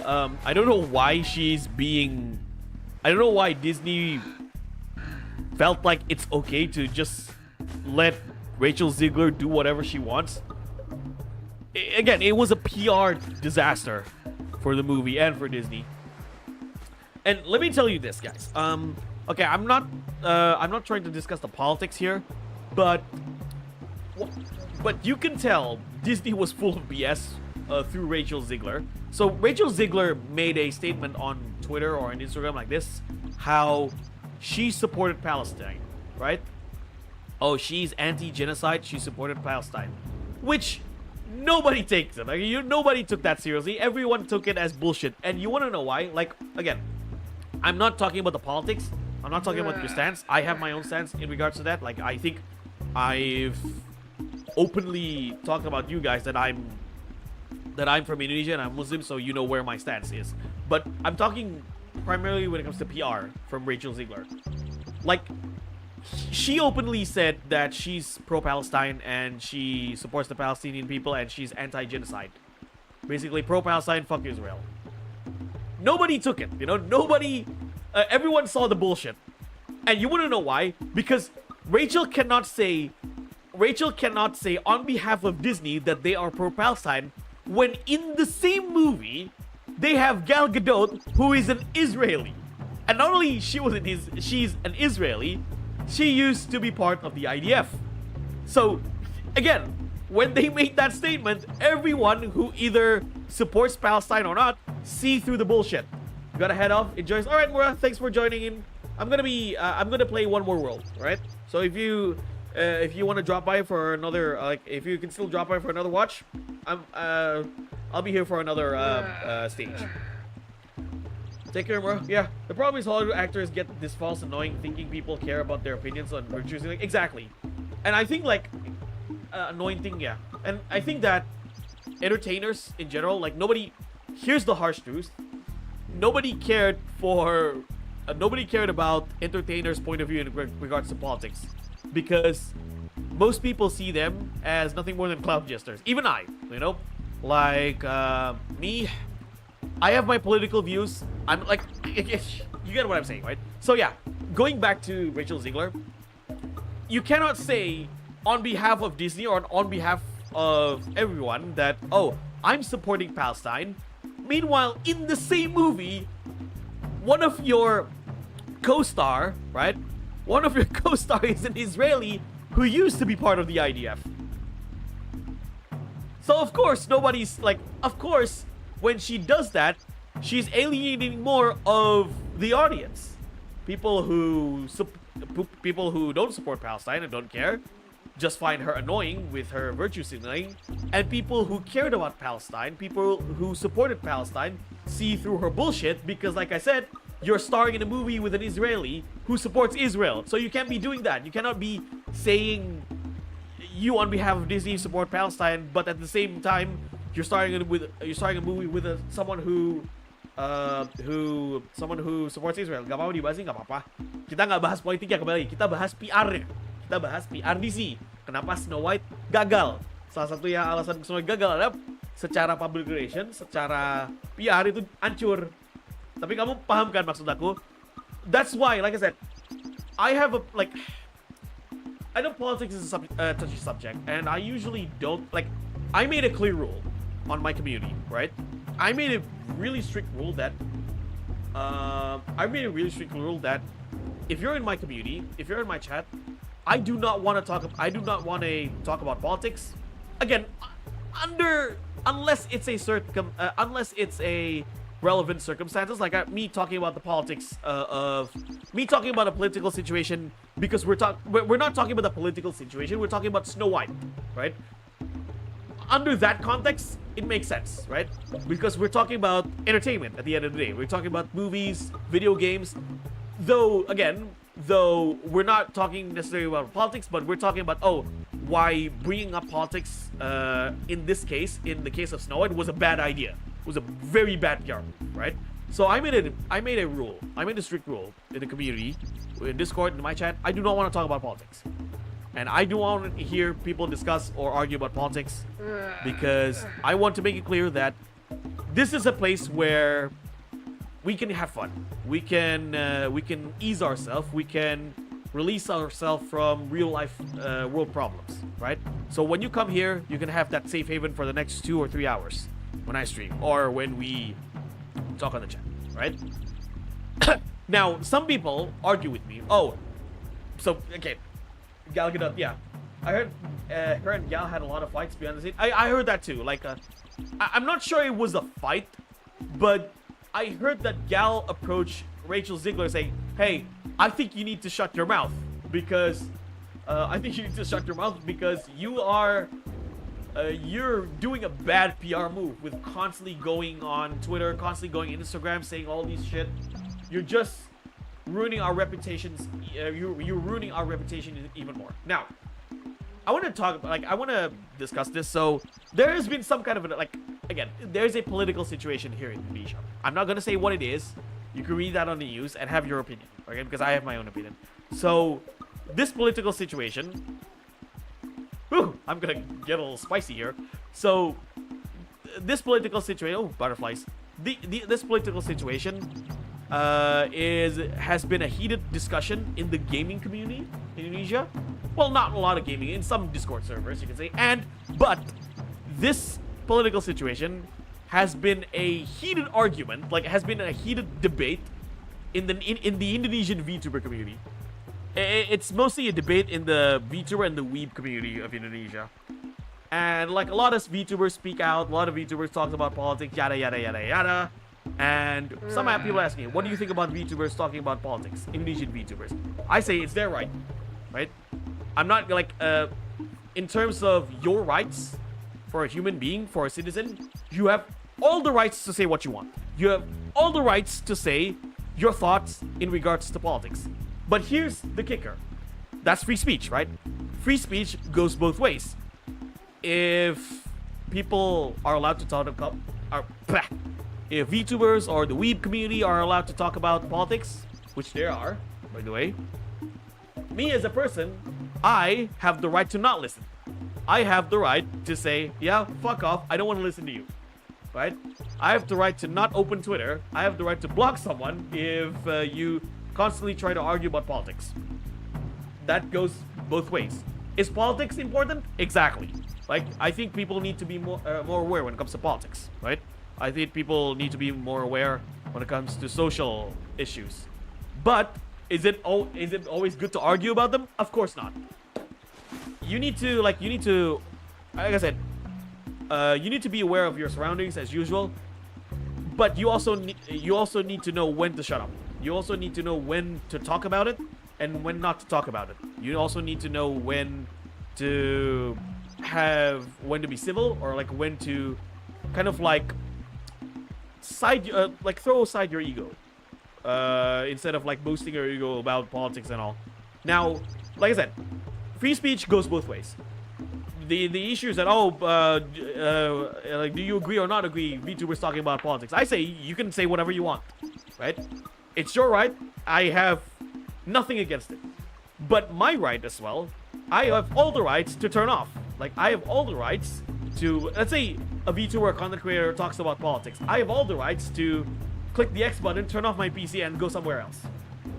That goes both ways. So, if you're gonna boast about, it's my right to talk about politics, yada yada yada, exactly, it's your right. But there are other people, but other people have their rights. Other people has their rights to not listen to whatever you say. Because they think it's bullshit, they think it's, they don't agree with it. That's their right as well. Whether you want to preach, you have to agree with me because this is something that is important, yada yada, yeah. But the logic goes here, you get the logic, right? If you're gonna boast about, I have all the rights to say what I have to say, yeah, and I have all the rights to listen what I want to listen, right? If you're just going to be an annoying bitch about something, I don't need to listen to that. And that's what I do in my community. I made a stream. This is a community. I built this community and with a team, you can say, with my friends, me and the moderation team, Mura, Brandon, Pepsi Man, and all of our, you could say, inner circle. We agreed on one rule, right? Have fun. Basically, have fun. Don't be an asshole in this stream, in the chat, in the Discord. Don't be an asshole. If you have your opinions on politics, go say it to somewhere else, not in my house. Basically, the community is my house, my rules, right? And I have the right to say, like I said, I'm not denying your right to say whatever you want. I just don't want to listen to your I just don't want to listen to you preaching about politics in my server or in my community, right? So you can say that out of my house. Don't be a cunt. Exactly. Don't be a cunt. If you want to preach about politics, you can do that in other servers. You can do that in other place, and I'm not stopping you from doing that. I just don't want it in my place. All right? I just don't want it in my place. You don't like it? You can go away. oh, but like I heard some people say, oh, Profar, if you're limiting people's ability to say about certain topics, you will lose subscribers, you will lose viewers, you will lose people. Yeah, exactly. You can go away. I'm not forcing you to subscribe. I'm not forcing you to be here. If you don't like to talk about, if you don't like me, not wanting political arguments in my channel, in my community, then you can go away. Right? The only time I talk about politics when it is, again, when it in regards to video games, right? When I talk about Three Kingdoms, when I talk about why Hideyoshi's campaign is not will not be in Samurai Warriors, that's usually when I bring up the politics, because it is essential to the topic I'm discussing, which is video games. I want to hear politics while gaming. Gaming is my escapism. Or I don't want people to preach. Like, again, I'm okay with politics in video games when it comes to themes. I give an example.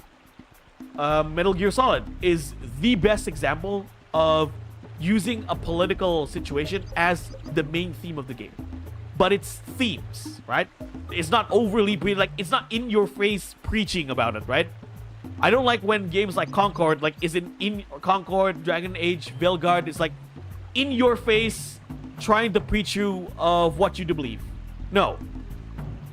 I like it when we use politics in video games that makes us think, or make us, like, you know, like, whether it's like Metal Gear Solid, Shin Megami Tensei, those are good ways to bring in politics, or you could say sensitive issues in video games.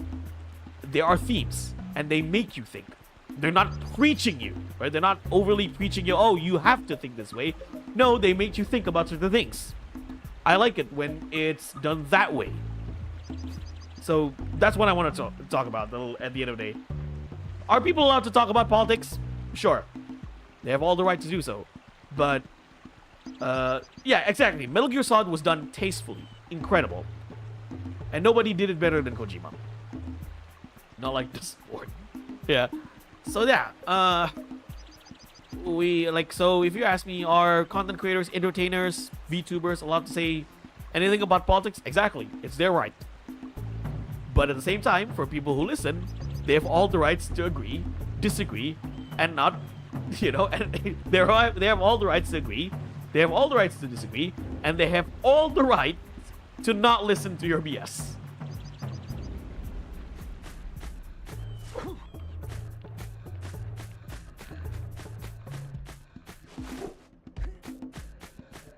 Okay, let's go back to this guy.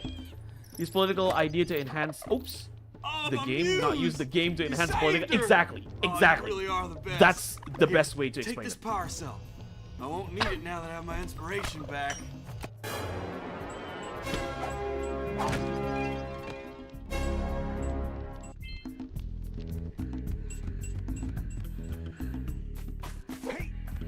So I watched a video from Josh Strife Hayes talking about Star Wars. Now, he said this. Oh, Star Wars, like a lot of people, a lot of these new writers use Star Wars to push their political narrative or agenda. Now, he was asked an opinion.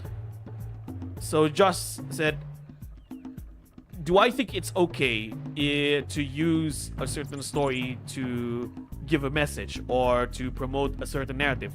He said, absolutely. It's your right. Again, it's your right to promote a certain agenda or a certain narrative in a story. The issue is that, what's the issue with Star Wars and what's the issue with Star Wars is that you have an established IP with an established narrative, and that new narrative clashes with the narrative of the IP. So the issue is not necessarily like, Star Wars is promoting a narrative. That's not the issue. It's just the narrative that they're trying to push clashes with what Star Wars is. That also happens with Lord of the Rings, with Rings of Power, right? The new writers' political narrative or whatever narrative they're pushing clashes with the existing narrative that they have in Lord of the Rings. Like, for example, in Lord of the Rings, the story is, good guy versus bad guy. We know who the good guys are: the elves, the dwarfs, the hobbits. Those characters are the embodiment of good. You have clear good guys, and the orcs are the clear bad guys, right? You have the embodiment of bad guys. Star Wars is the same thing. The Jedi, the Rebellion, those are clear good guys. The Empire, the Sith, those are the clear bad guys. Now, if you're trying to push this narrative, there are gray areas. There are like good in the bad, there are good in evil, there are the evil and good. They're trying to like make this gray area between Jedi and Sith. You can't do that. Why? Because you have, like I said, you already have an established rule. You already have an established narrative in Star Wars with an established fan base as well. So if you're promoting that narrative to Star Wars or to Lord of the Rings, you're going to alienate the core fan base. You're going to alienate the established fan base. And so of course, people who are fans of Star Wars since the original, since the prequel, will have a problem with that. Why are we pushing this narrative that the Jedi are, some of them are evil, or the Sith or the Empire, some of them are good? Like, we're blurring the lines between good and evil, between the good guys and the bad guys. Why are we doing that? That's not what Star Wars is, right? And even when they did that, it's not in the best of execution. It's not in the best of storytelling, right? It's just, like I said, it's just in your face, preaching about it, and if you don't like it, you're the problem, right? So that's the thing, right? I know it's always hard for me to elaborate my points on stream because everything just goes fast in my head. But you get the picture, right? If they wanted to promote their political narrative or agenda, they shouldn't leech or they shouldn't use an established IP. They should make their own IP. They should make their own series, which they did, and it sucked. Go look at Concord. Go look at High Guardian Spice. All of them is an absolute mess. That's why, like, again, Josh was correct. Josh is correct when he said, if you want to push your certain narrative or agenda, go make your own story. Go make your own IP. That's correct. The problem is that whenever they made an IP, whenever they made their own IP, it sucked. So they try to use established IP or established stories. Alright, let's continue.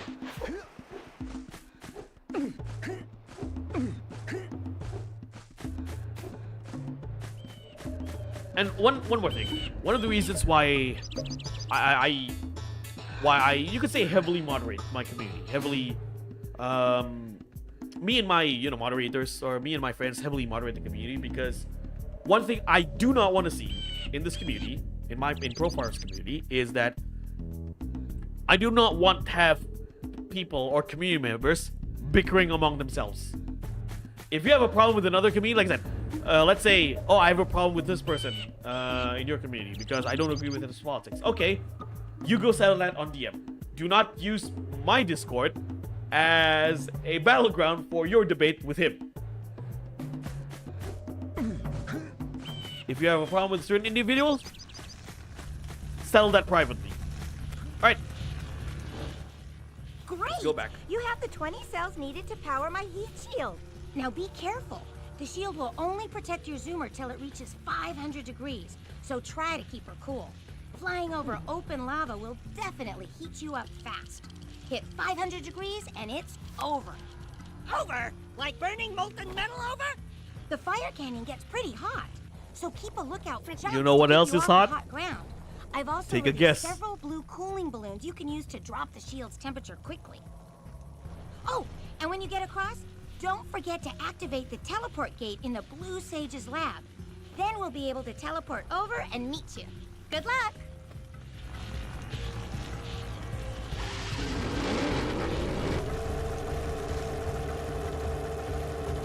Hit those balloons to cool off!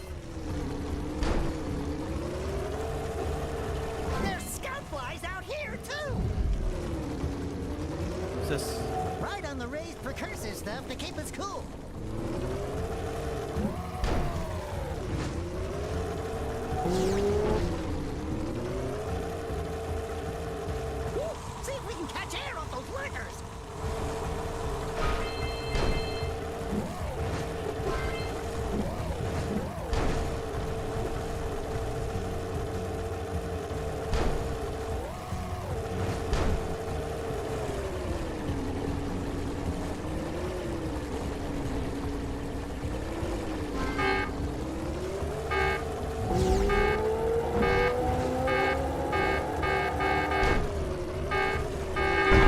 Ow.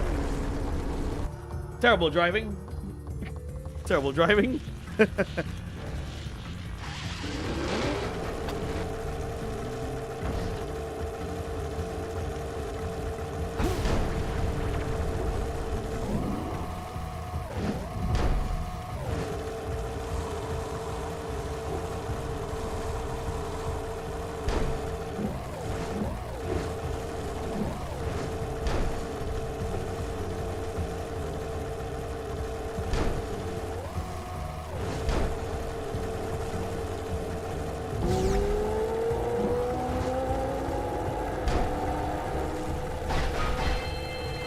Use the hot turn to steer harder.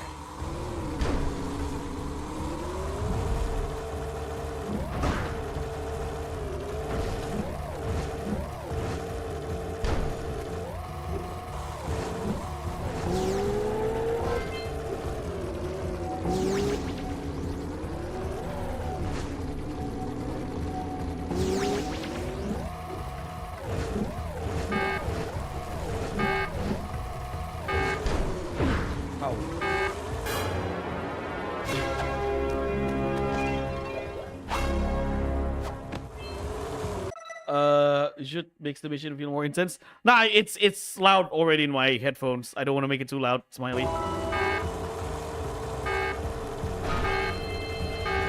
Ah, finally. This vehicle kind of like half hover car, half helicopter. Looks cool. Which is why I thought this vehicle can fly. You know, how is called that vehicle? It's a zoomer. Yeah, I thought that thing can fly. Rock Village. Do you smell what the rock is cooking? Yeah, we got everything, right? On Fire Cannon. The only thing I'm missing is the... yeah, Sentinel Beach. Probably gonna go back there.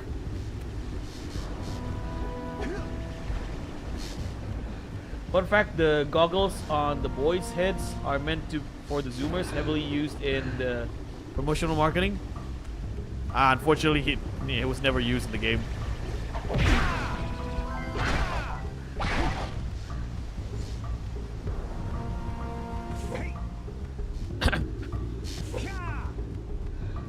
Hey! We're still waiting. Turn on the teleport gate.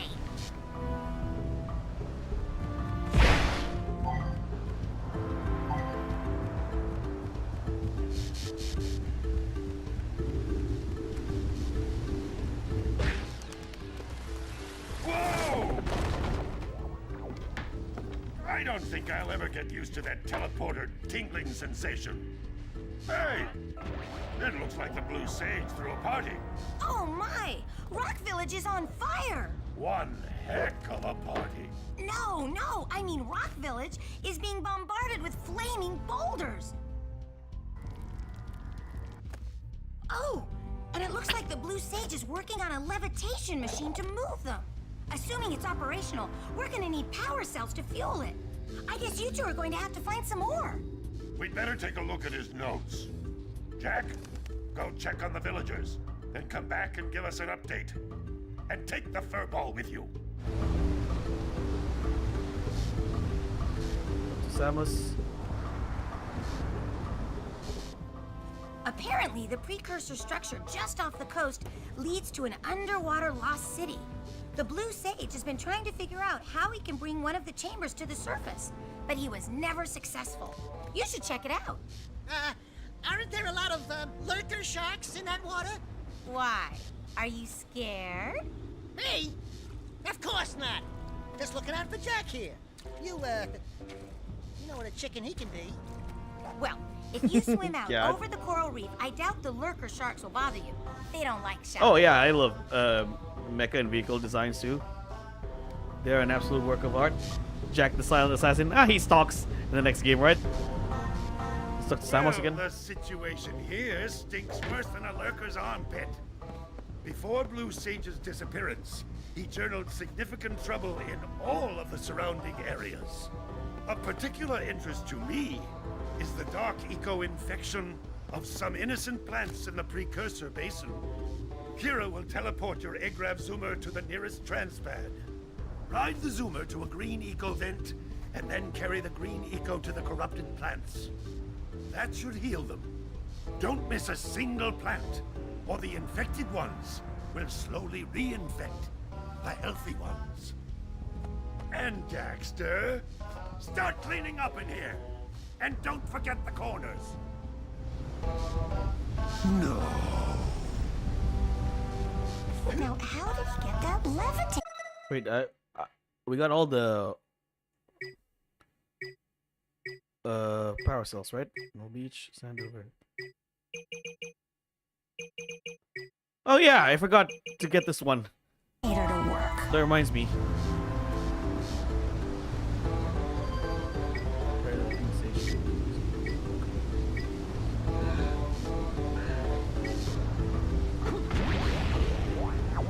Scooted guy is a rock.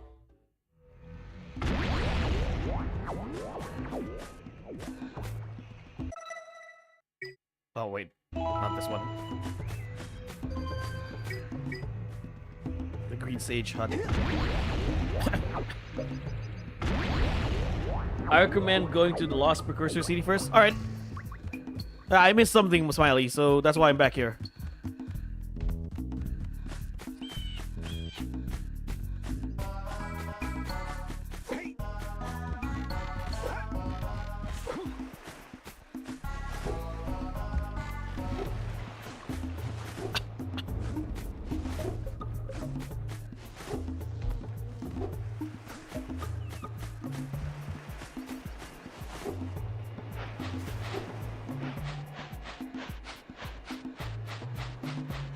Precursor Basin is a Zoomer mission. I see.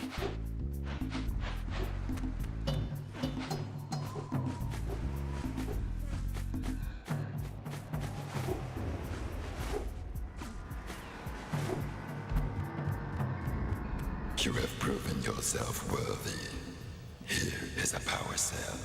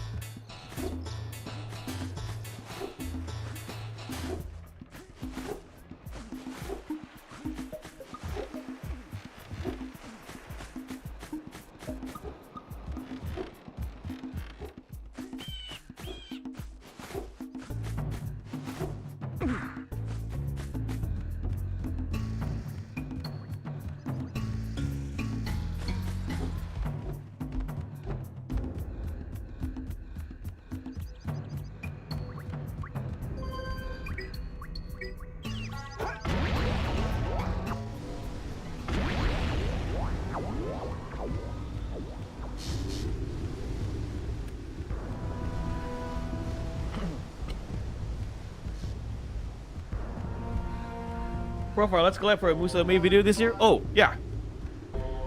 We haven't done it last year. Okay. Yeah, and we need to do it this year.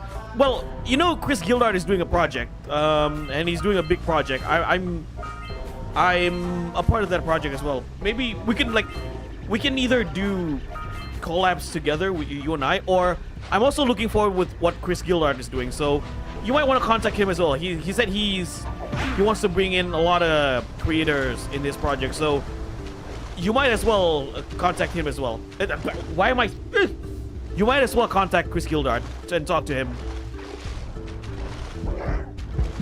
I haven't. Oh, another big fish. Damn it. If we can work out schedules, of course. Yeah. I'm actually trying to push 2 videos this April before May. I'm actually doing Sengoku Basar 3 retrospective. I want to get Basar 3 and 3 Utagi retrospective this month for April. I'm trying to work really, really fast because there are just so many to talk about in Basar 3. Blue Sage disappeared. You're going to need to Beware of the dark light, for it has twisted the fate of You heard about that? another. Hope I get the invite. I've been dormant on the channel. Need to hit it up, Chris. Yeah, just DM Chris. Chris is usually 7 months in my last upload. Yeah, you can hit up, like, you can talk to Chris. Chris is usually very responsive when it comes to DMs. Here is another power cell for your quest. Alberto, welcome to the stream, buddy. Yep, Jak and Daxter, playing it for the first time.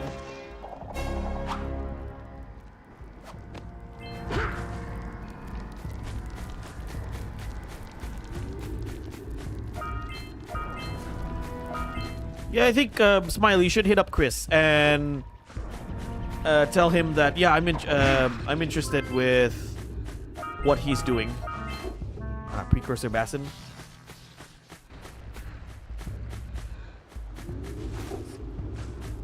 What's that feeling? This is Rock Village.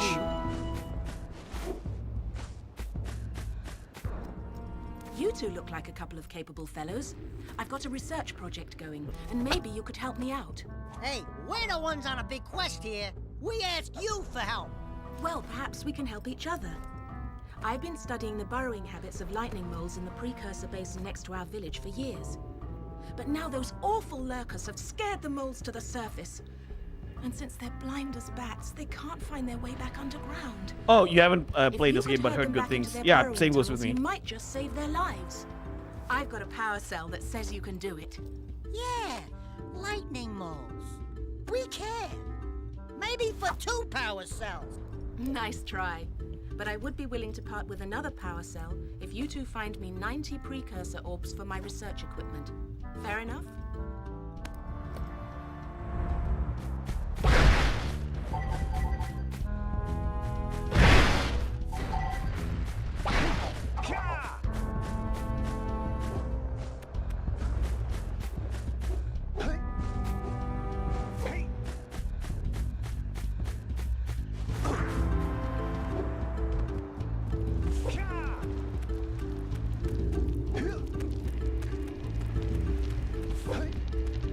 More talking.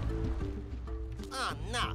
Not another The hero. geologist is kind of cute I too, lost my and shoulder. she has a This British hero's accent. big fight against the monster up there. Even better. Trust me, the smart money's on the monster.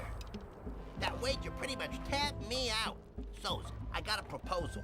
Bring me 90 orbs to get me back on my feet and out of this barrel, and I'll give you a power I haven't cell played in Ape return. Escape on If you PSP. ain't, I do Meaty. have one more bet online. My big comeback. Beat the record time racing Dead Man's Gorge in the Precursor Basin, and I'll get a pretty payoff. For that, I'll give you another power cell.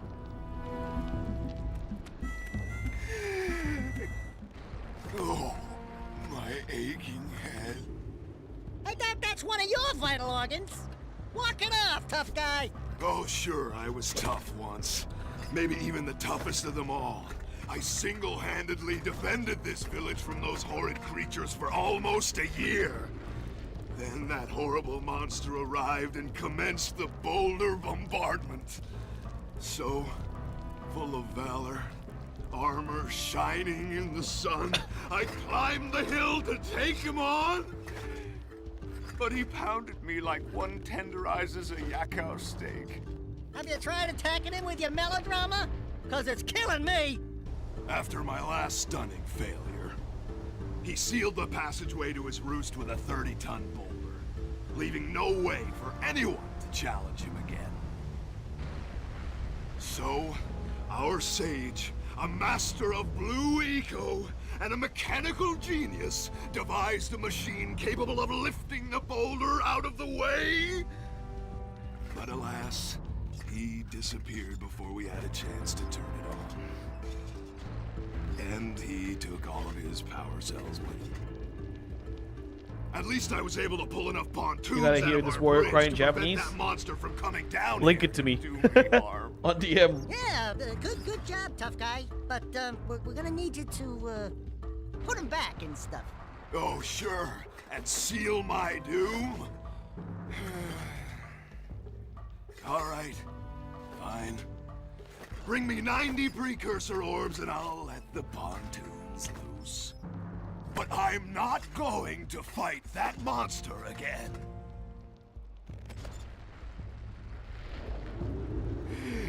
Gotta go, but was fun stream, Profar. Alright, Jomar, I'll see you later.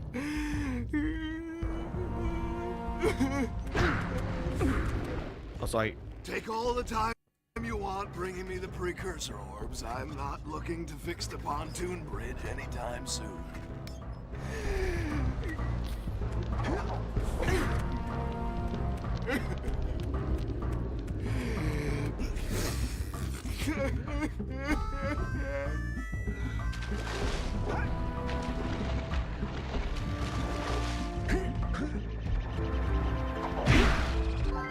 Scout flies.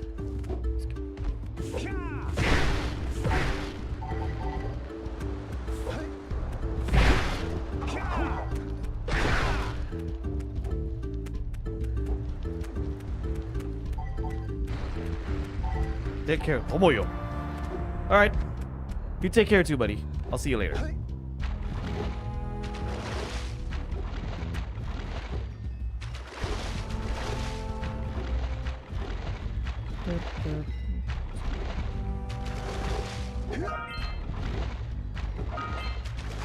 Ah, here it is. Precursor City. Like you said, Smiley.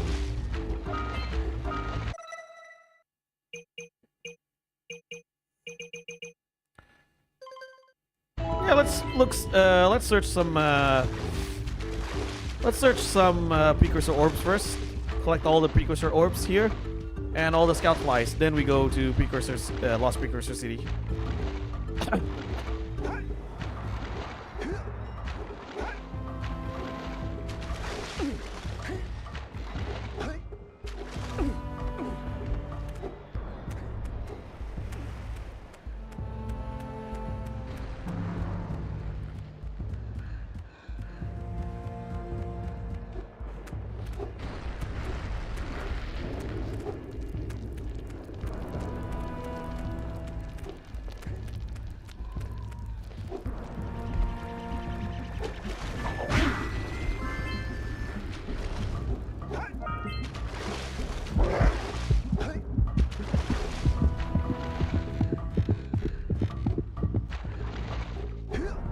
How do I get those orbs?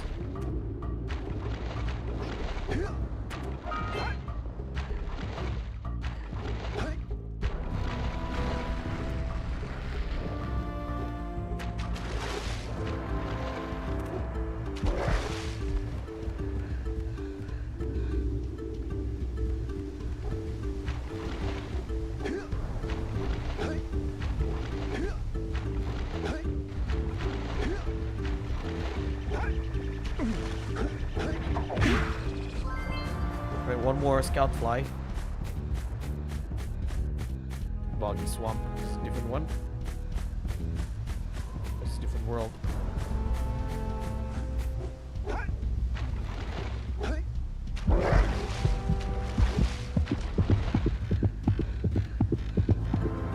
Oh, you gotta pay the gambler in the bucket? Which one?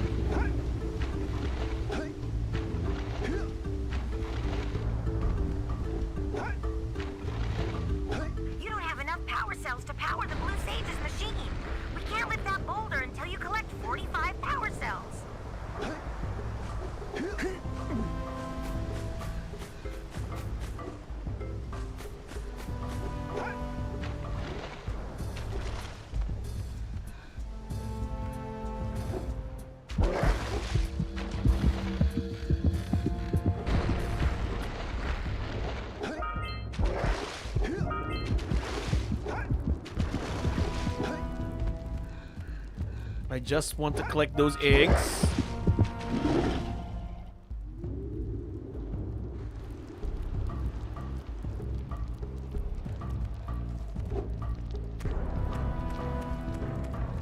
One more precursor orb. There we go.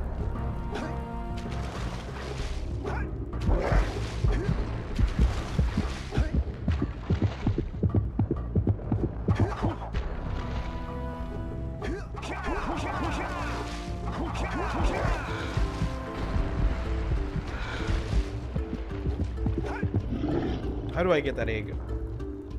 Or how to get that orb?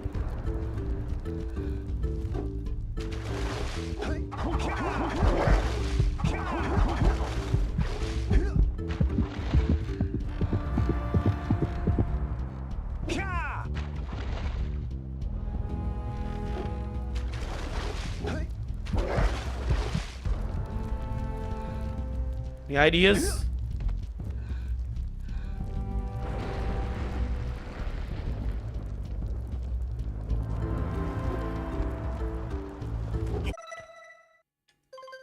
That's 25 more. I'm gonna hit the jackpot next time.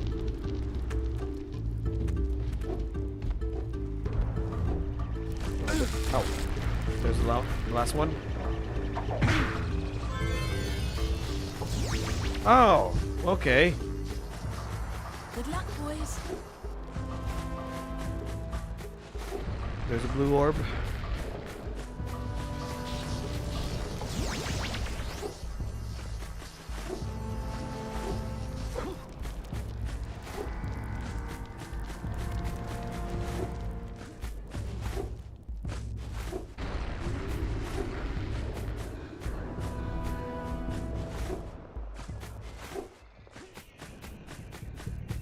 Gotta head out, my friends. Great stream as all. Great time as always. I'll check it.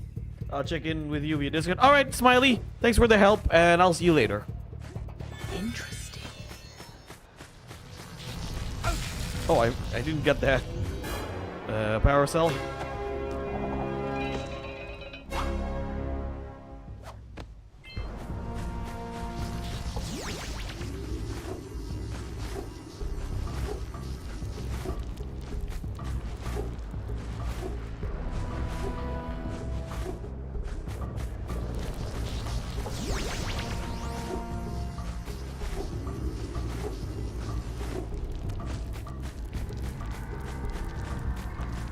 I'll get that later.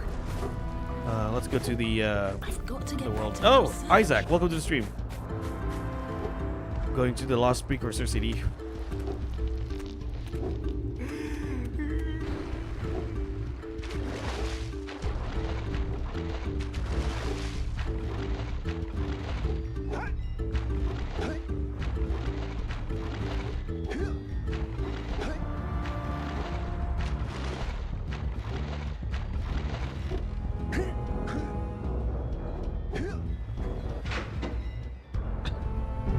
Welcome to the stream, by the way, Isaac. How's your day?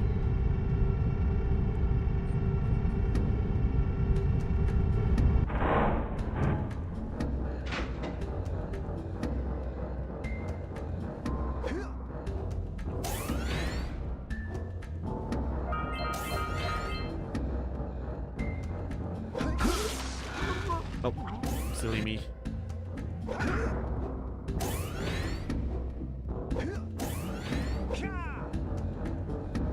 Nice to be able to make it again. Yeah, and nice to have you here, as always.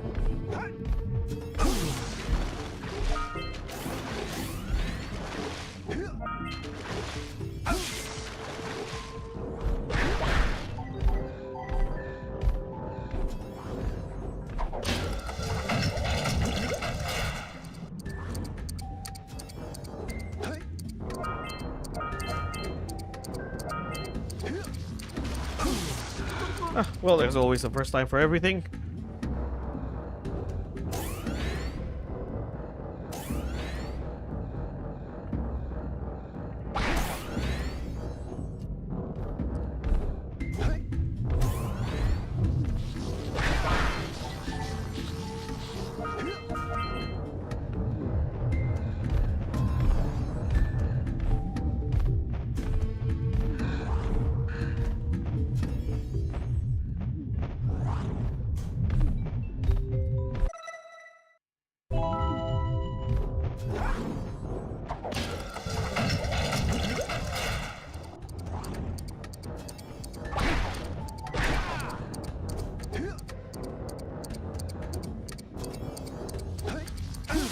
Oh.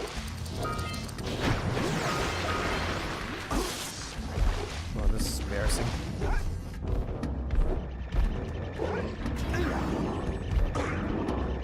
Kick the little guy on the top.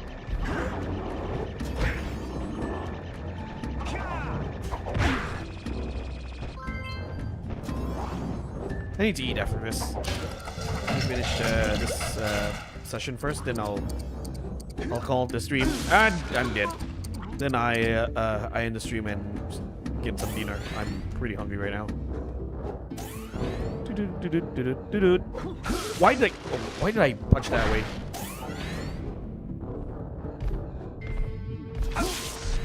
Well, I'm really dumb right now.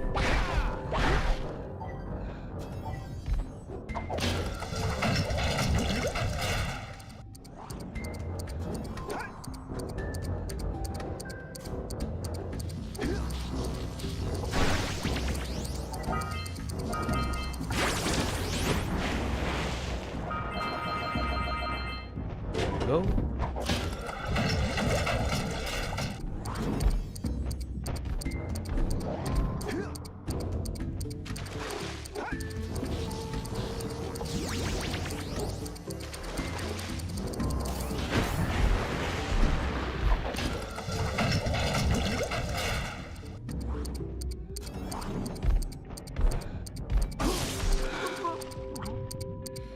Wow, I am an idiot.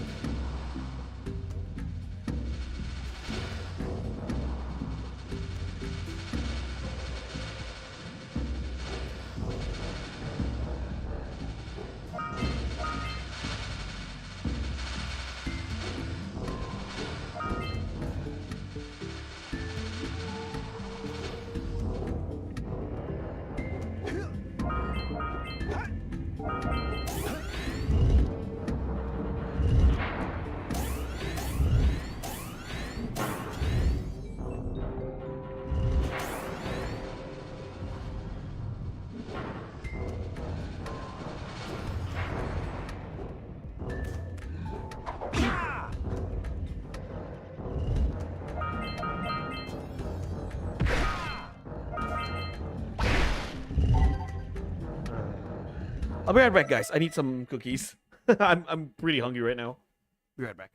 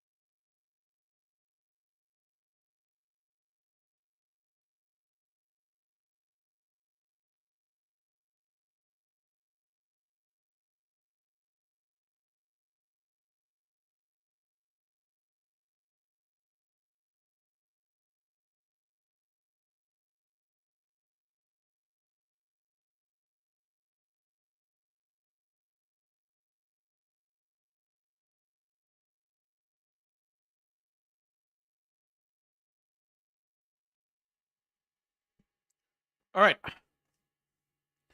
Sorry about that. I'm back. Halo, minal aizin wal faizin. Mohon maaf lahir batin, Prof. Maaf jika punya salah ya.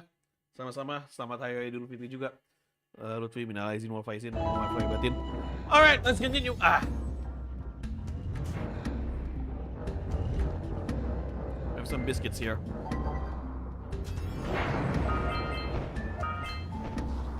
We're back, yeah.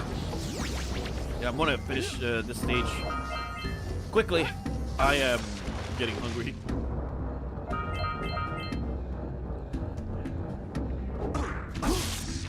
Embarrassing.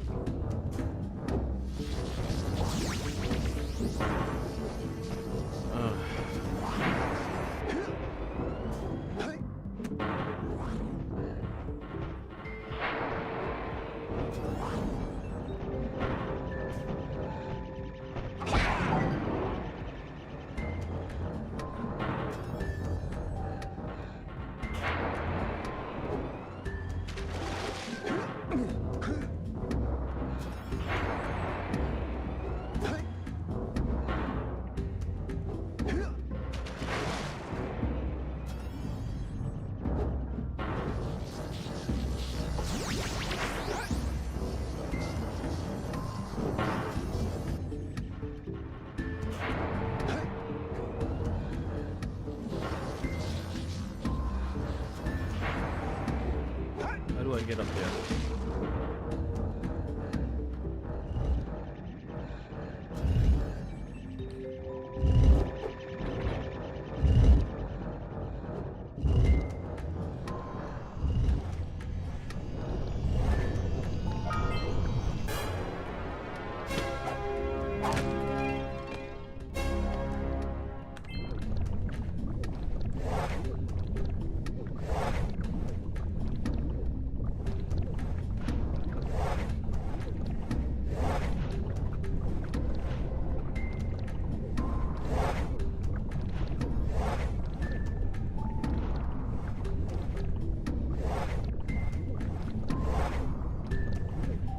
Huh? I'm snacking. I'm more familiar with Banjo and Kazooie, so I'm gonna go with Banjo and Kazooie so far.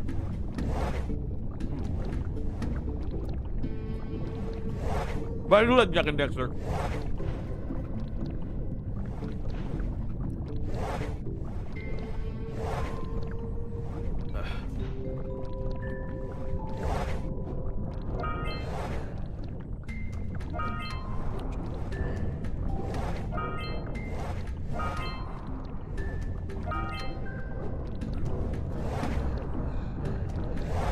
Okay.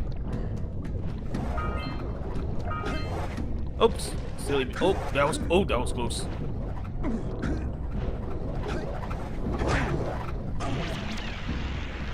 I haven't played Jak and Daxter actually. I own the trilogy, just haven't played it.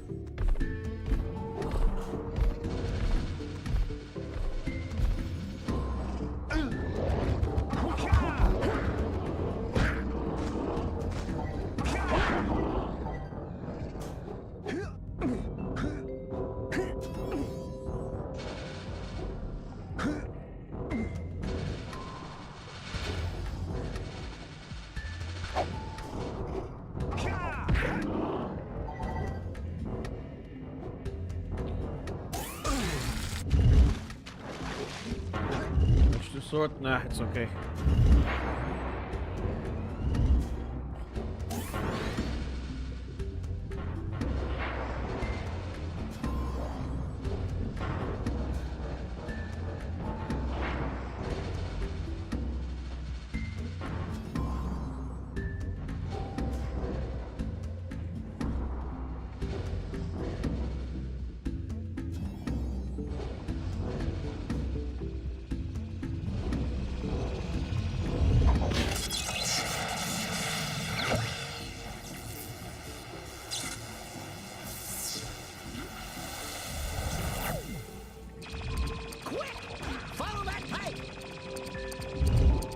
Oh! Don't know it was time-based.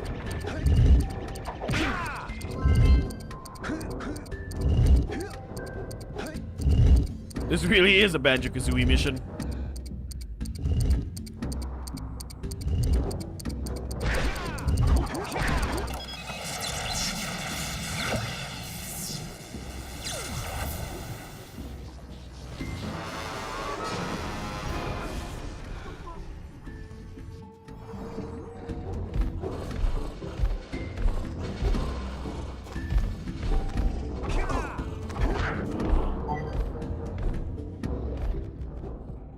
What other games do you have planned in the future? I do want to.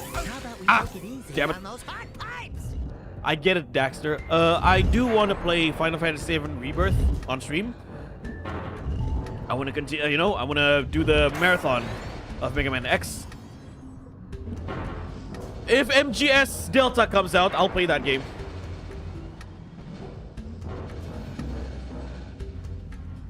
But for videos, you know, SA videos, Seigu Basar 3, Ryutage, and the Mega Man X series. Those are my planned videos.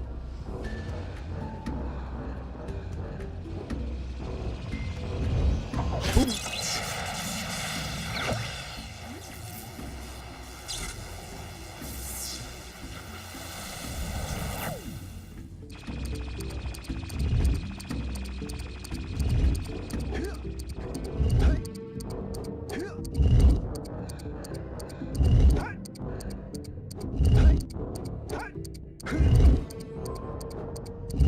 No!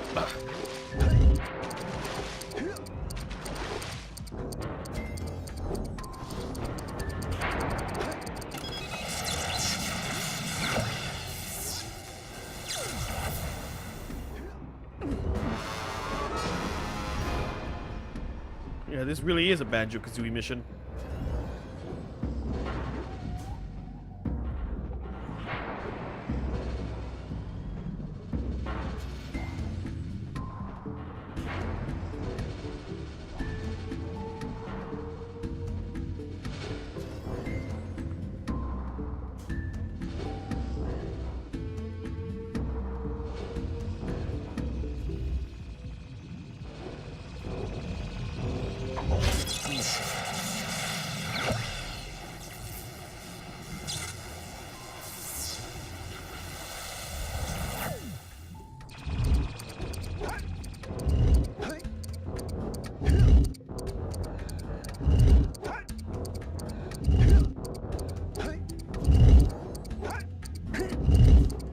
No.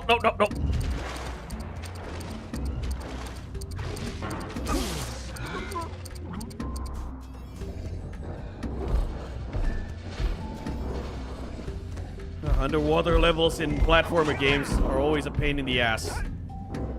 At least for me, that is.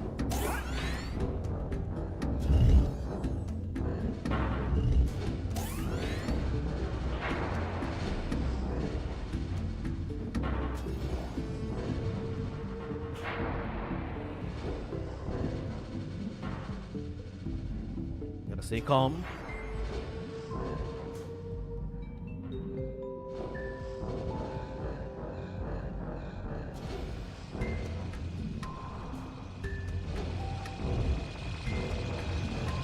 Yeah, the new Donkey Kong game looks good. It's been a while since it's been a while since we have a 3D Donkey Kong game.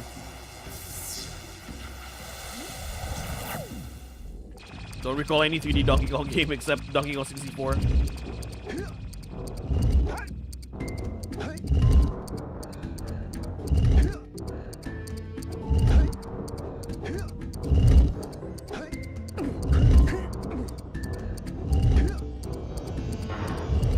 Okay, got it.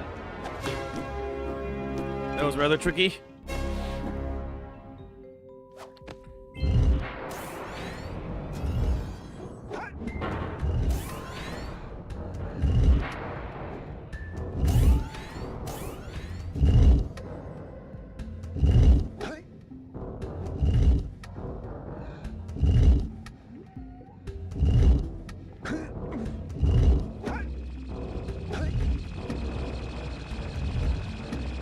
But you know, Nintendo is not really a big fan of remakes.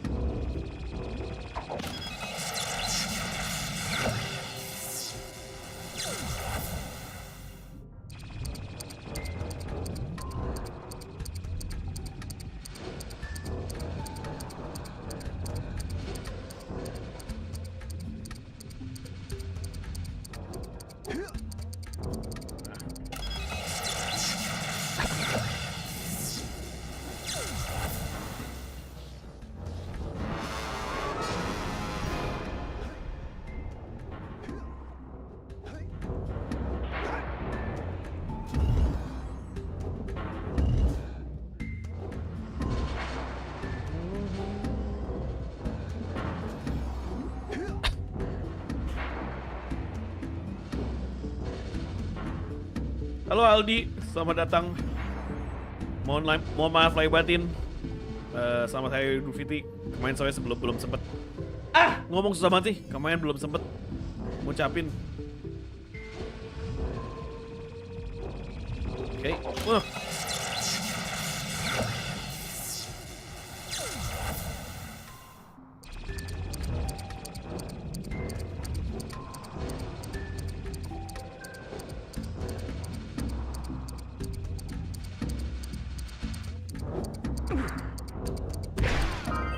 Got him.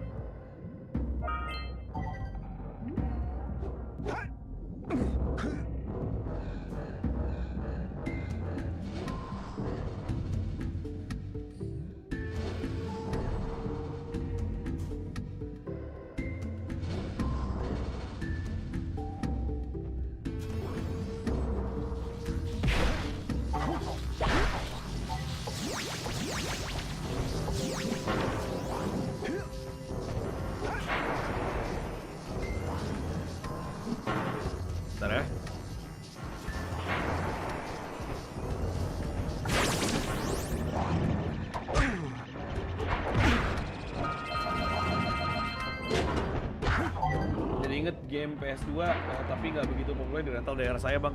Ya aku bahkan ini pertama kali mainin Aldi. Ini bener-bener pertama kali aku mainin Jak and Daxter.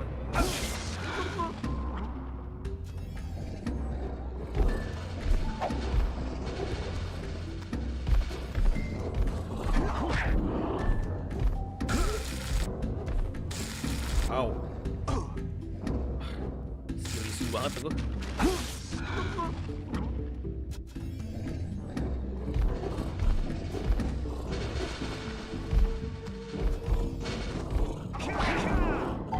Hap. Salah. Kayaknya udah nyoba sebelumnya first time ya. First time. Refleksnya makanya nggak bagus.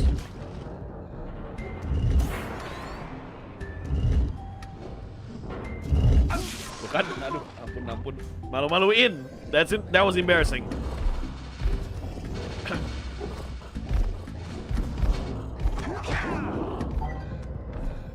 Hap.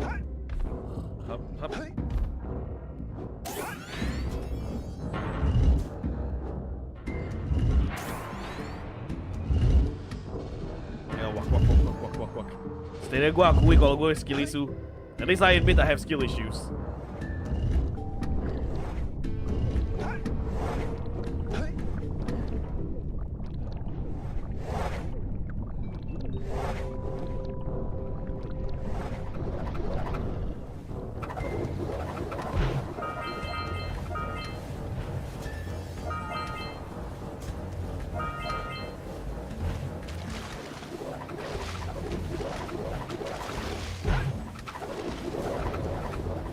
How do I beat these guys?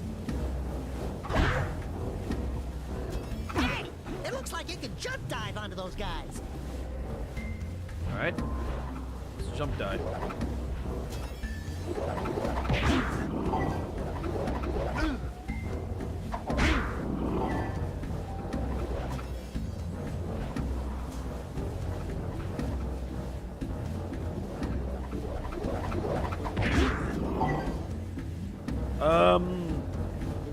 Pasti Crash Bandicoot sih.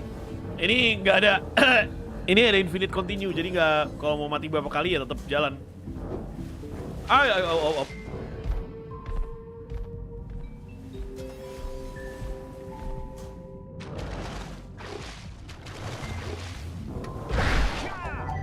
I still think Crash Bandicoot is the harder game than this, and you go away.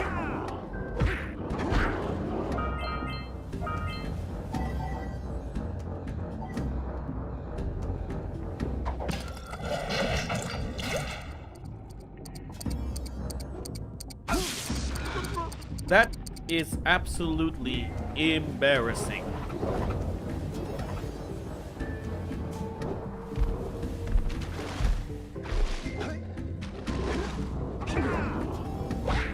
Ah!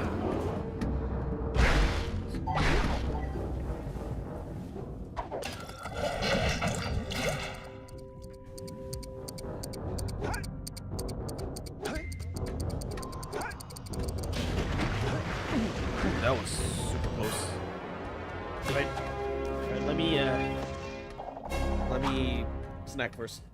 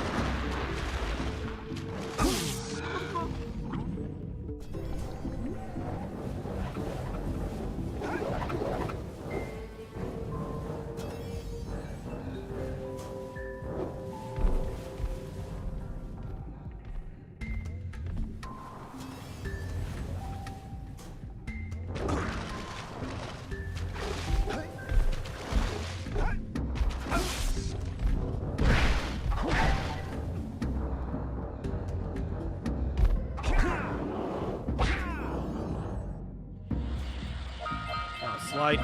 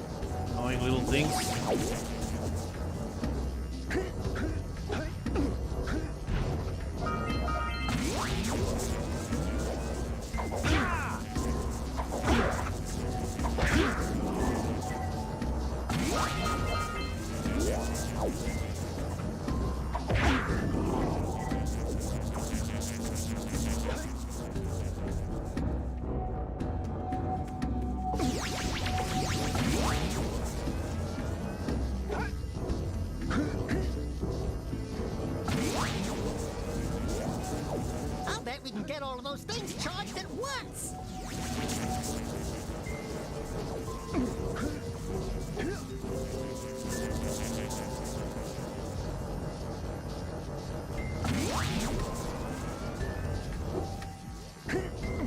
There you go.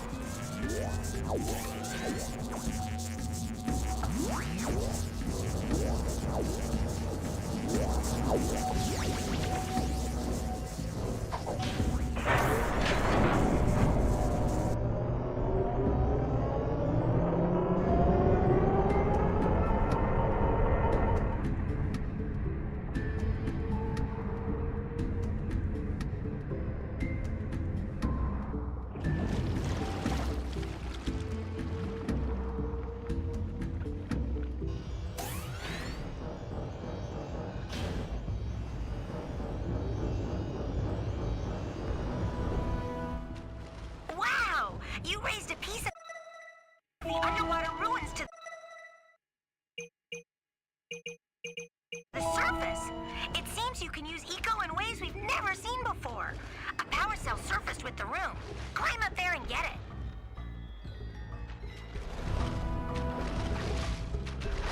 So what do you think of Jak and Daxter so far? I liked it, you know? It reminds me a lot of Banjo-Kazooie.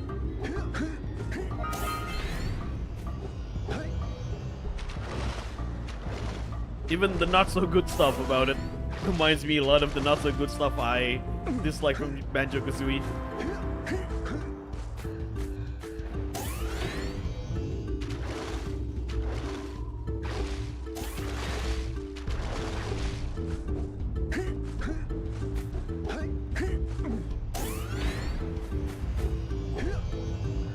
How do I get up there?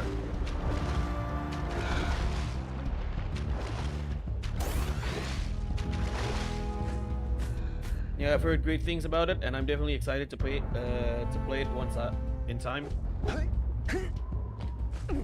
I'm using the PS3 version, by the way. I'm using an RPCS, the PS3 emulator RPCS3 because this game does not want to run in the PCSX2 for whatever reason.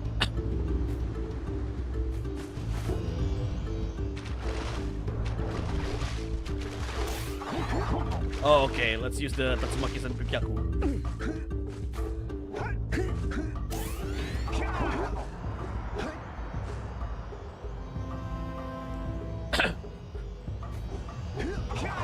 There you go.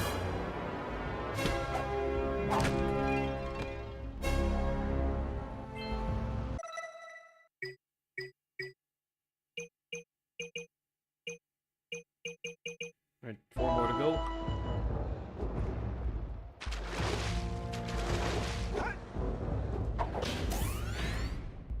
Let's go back inside.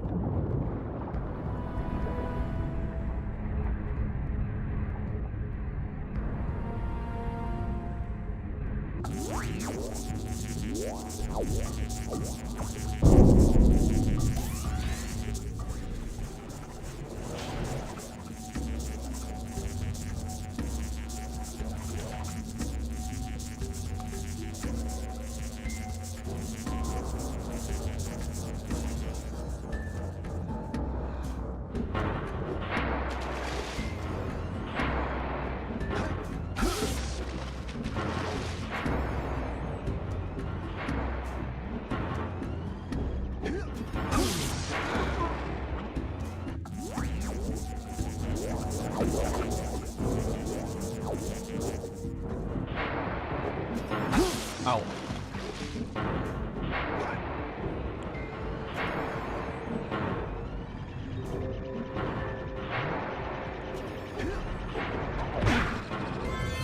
What?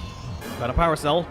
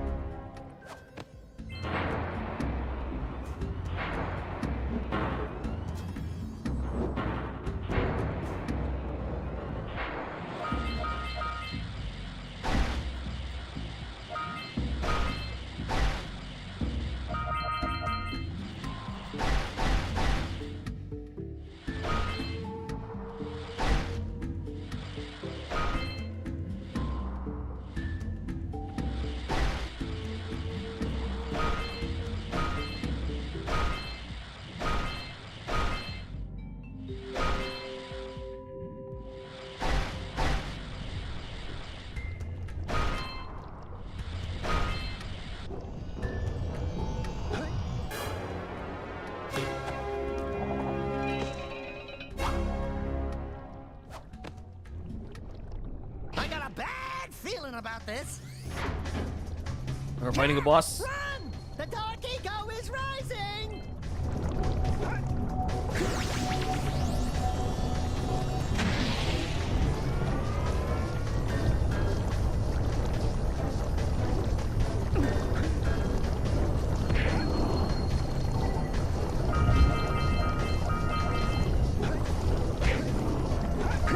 This camera is not good.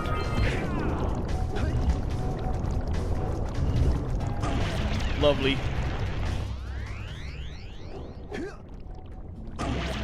What? Lovely.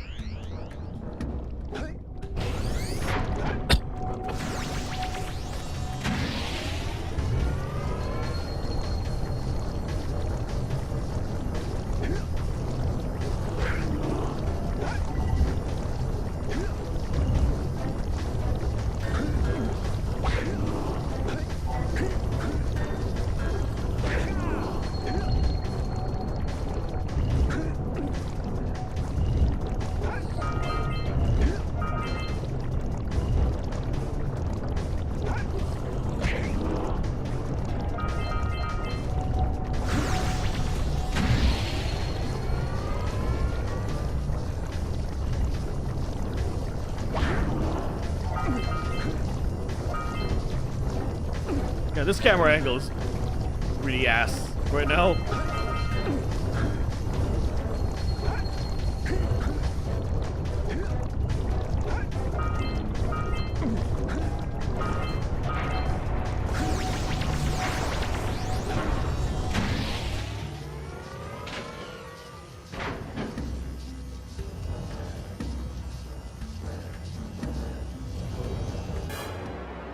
Yeah, kurang ke bawah, kurang ke atas. Lebih tepatnya. Yeah, the camera is a little too below. How many? All right, one more. And I have 6 more orbs to collect.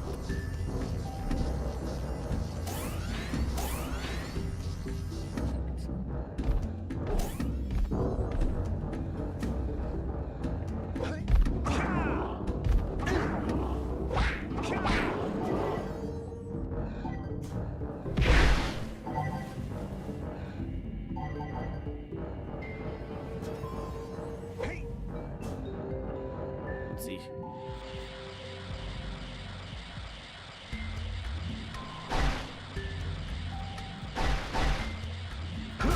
Ow.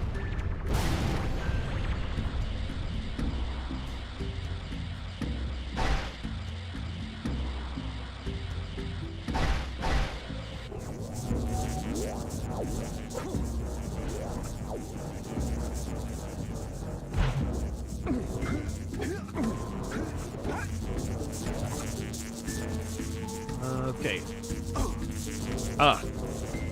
Just a bit more. Let's go back to the surface.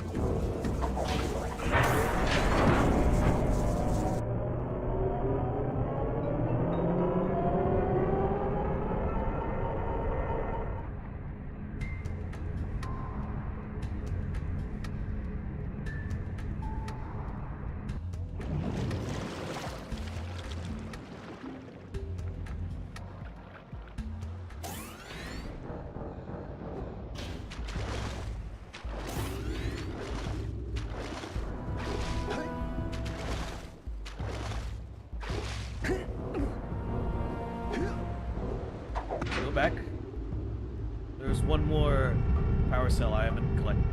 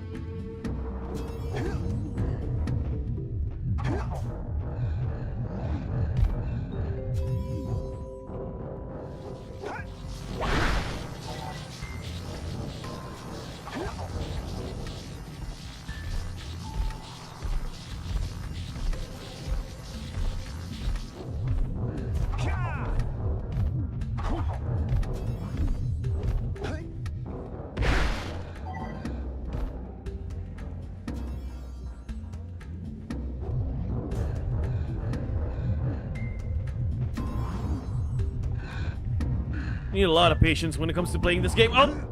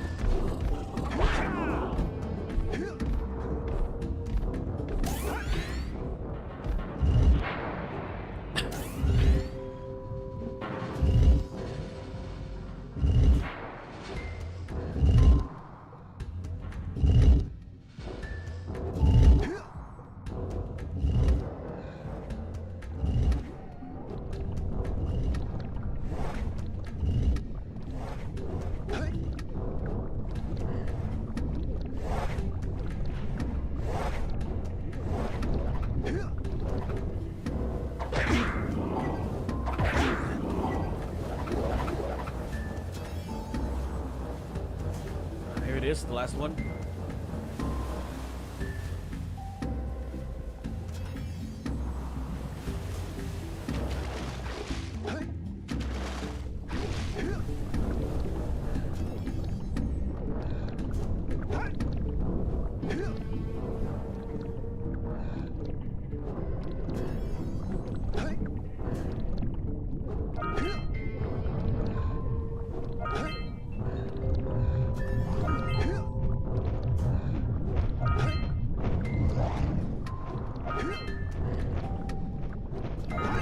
Alright, I got them all.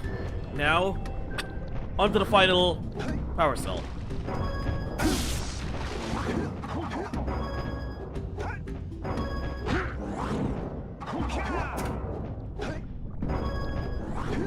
I think we have to switch on all those platforms or something.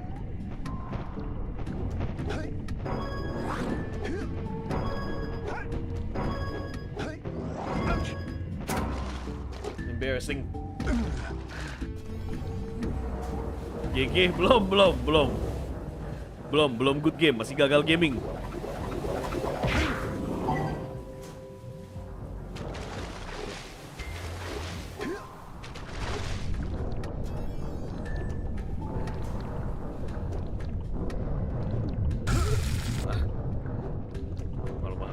Embarrassing.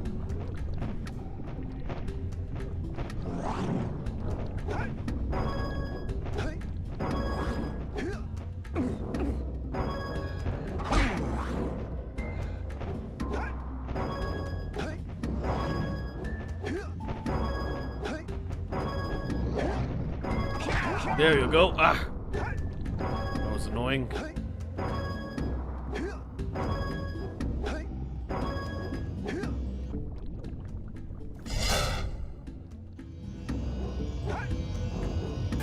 Okay, I got them all. Got to get out of here.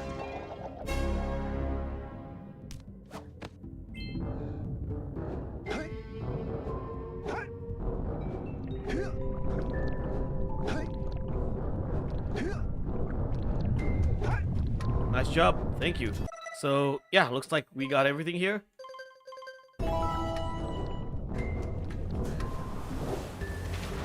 Now our mission is to just get out of this stage.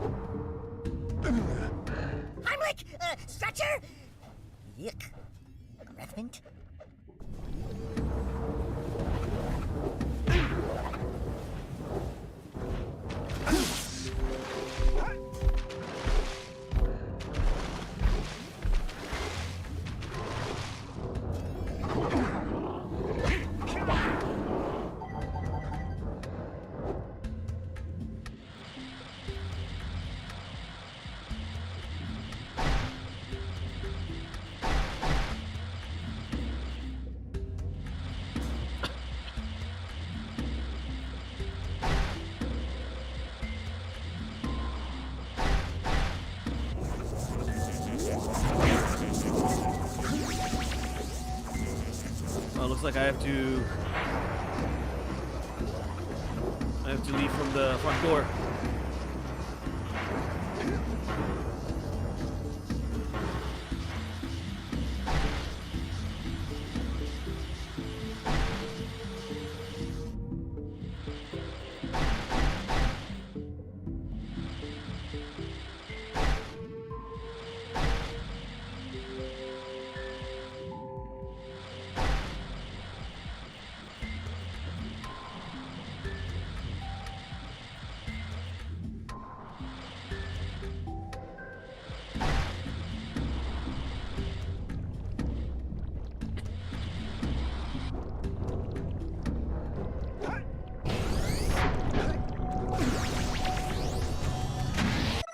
Can I just go to...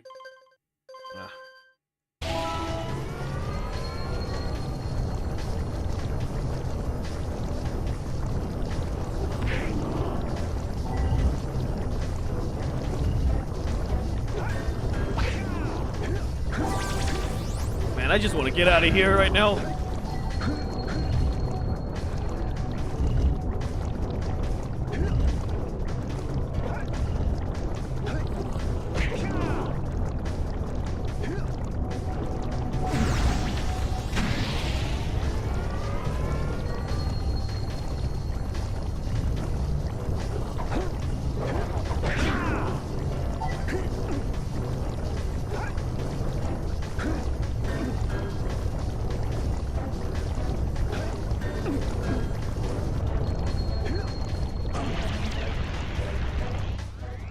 That was embarrassing. Alright, let's do this again.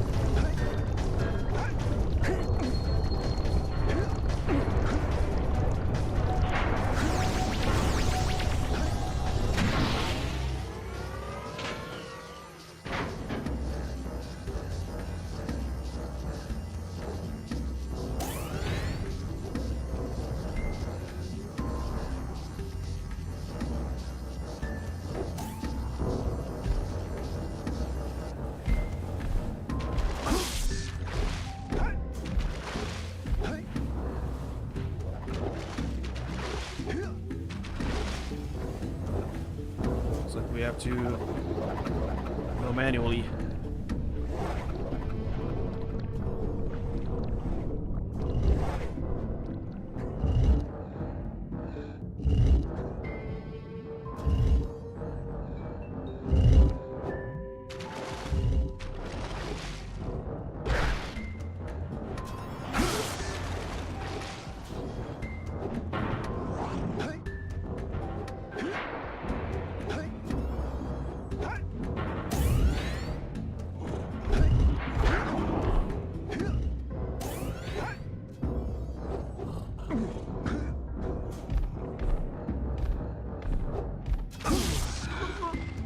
Ridiculous. Oh, we're here already. Okay. Let's go up.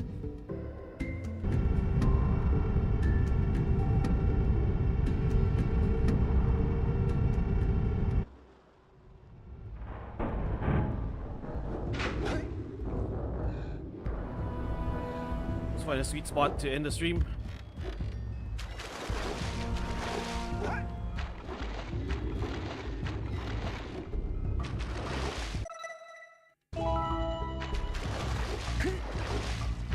Give some of the orbs first to our local residents.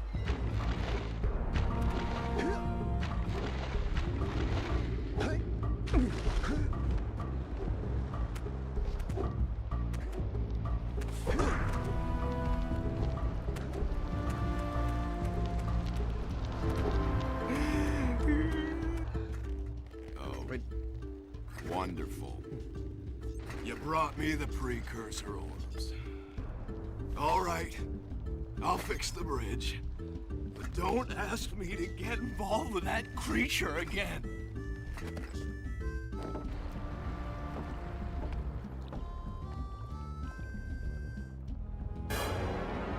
Okay, yes.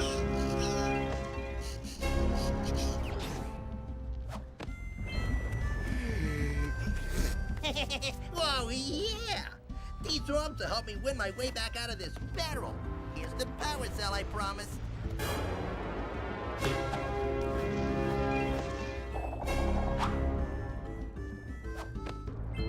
Hey, 20 to 1 odds ain't so bad. One more trade. It's with her. Oh, you have the orbs. Here's a power cell we agreed upon.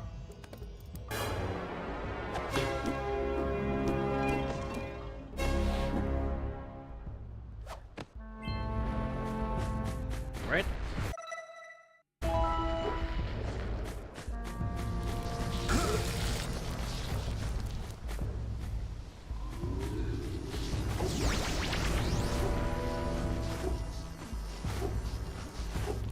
I can't get it. Alright, let's go back to the center. Nasty lurkers.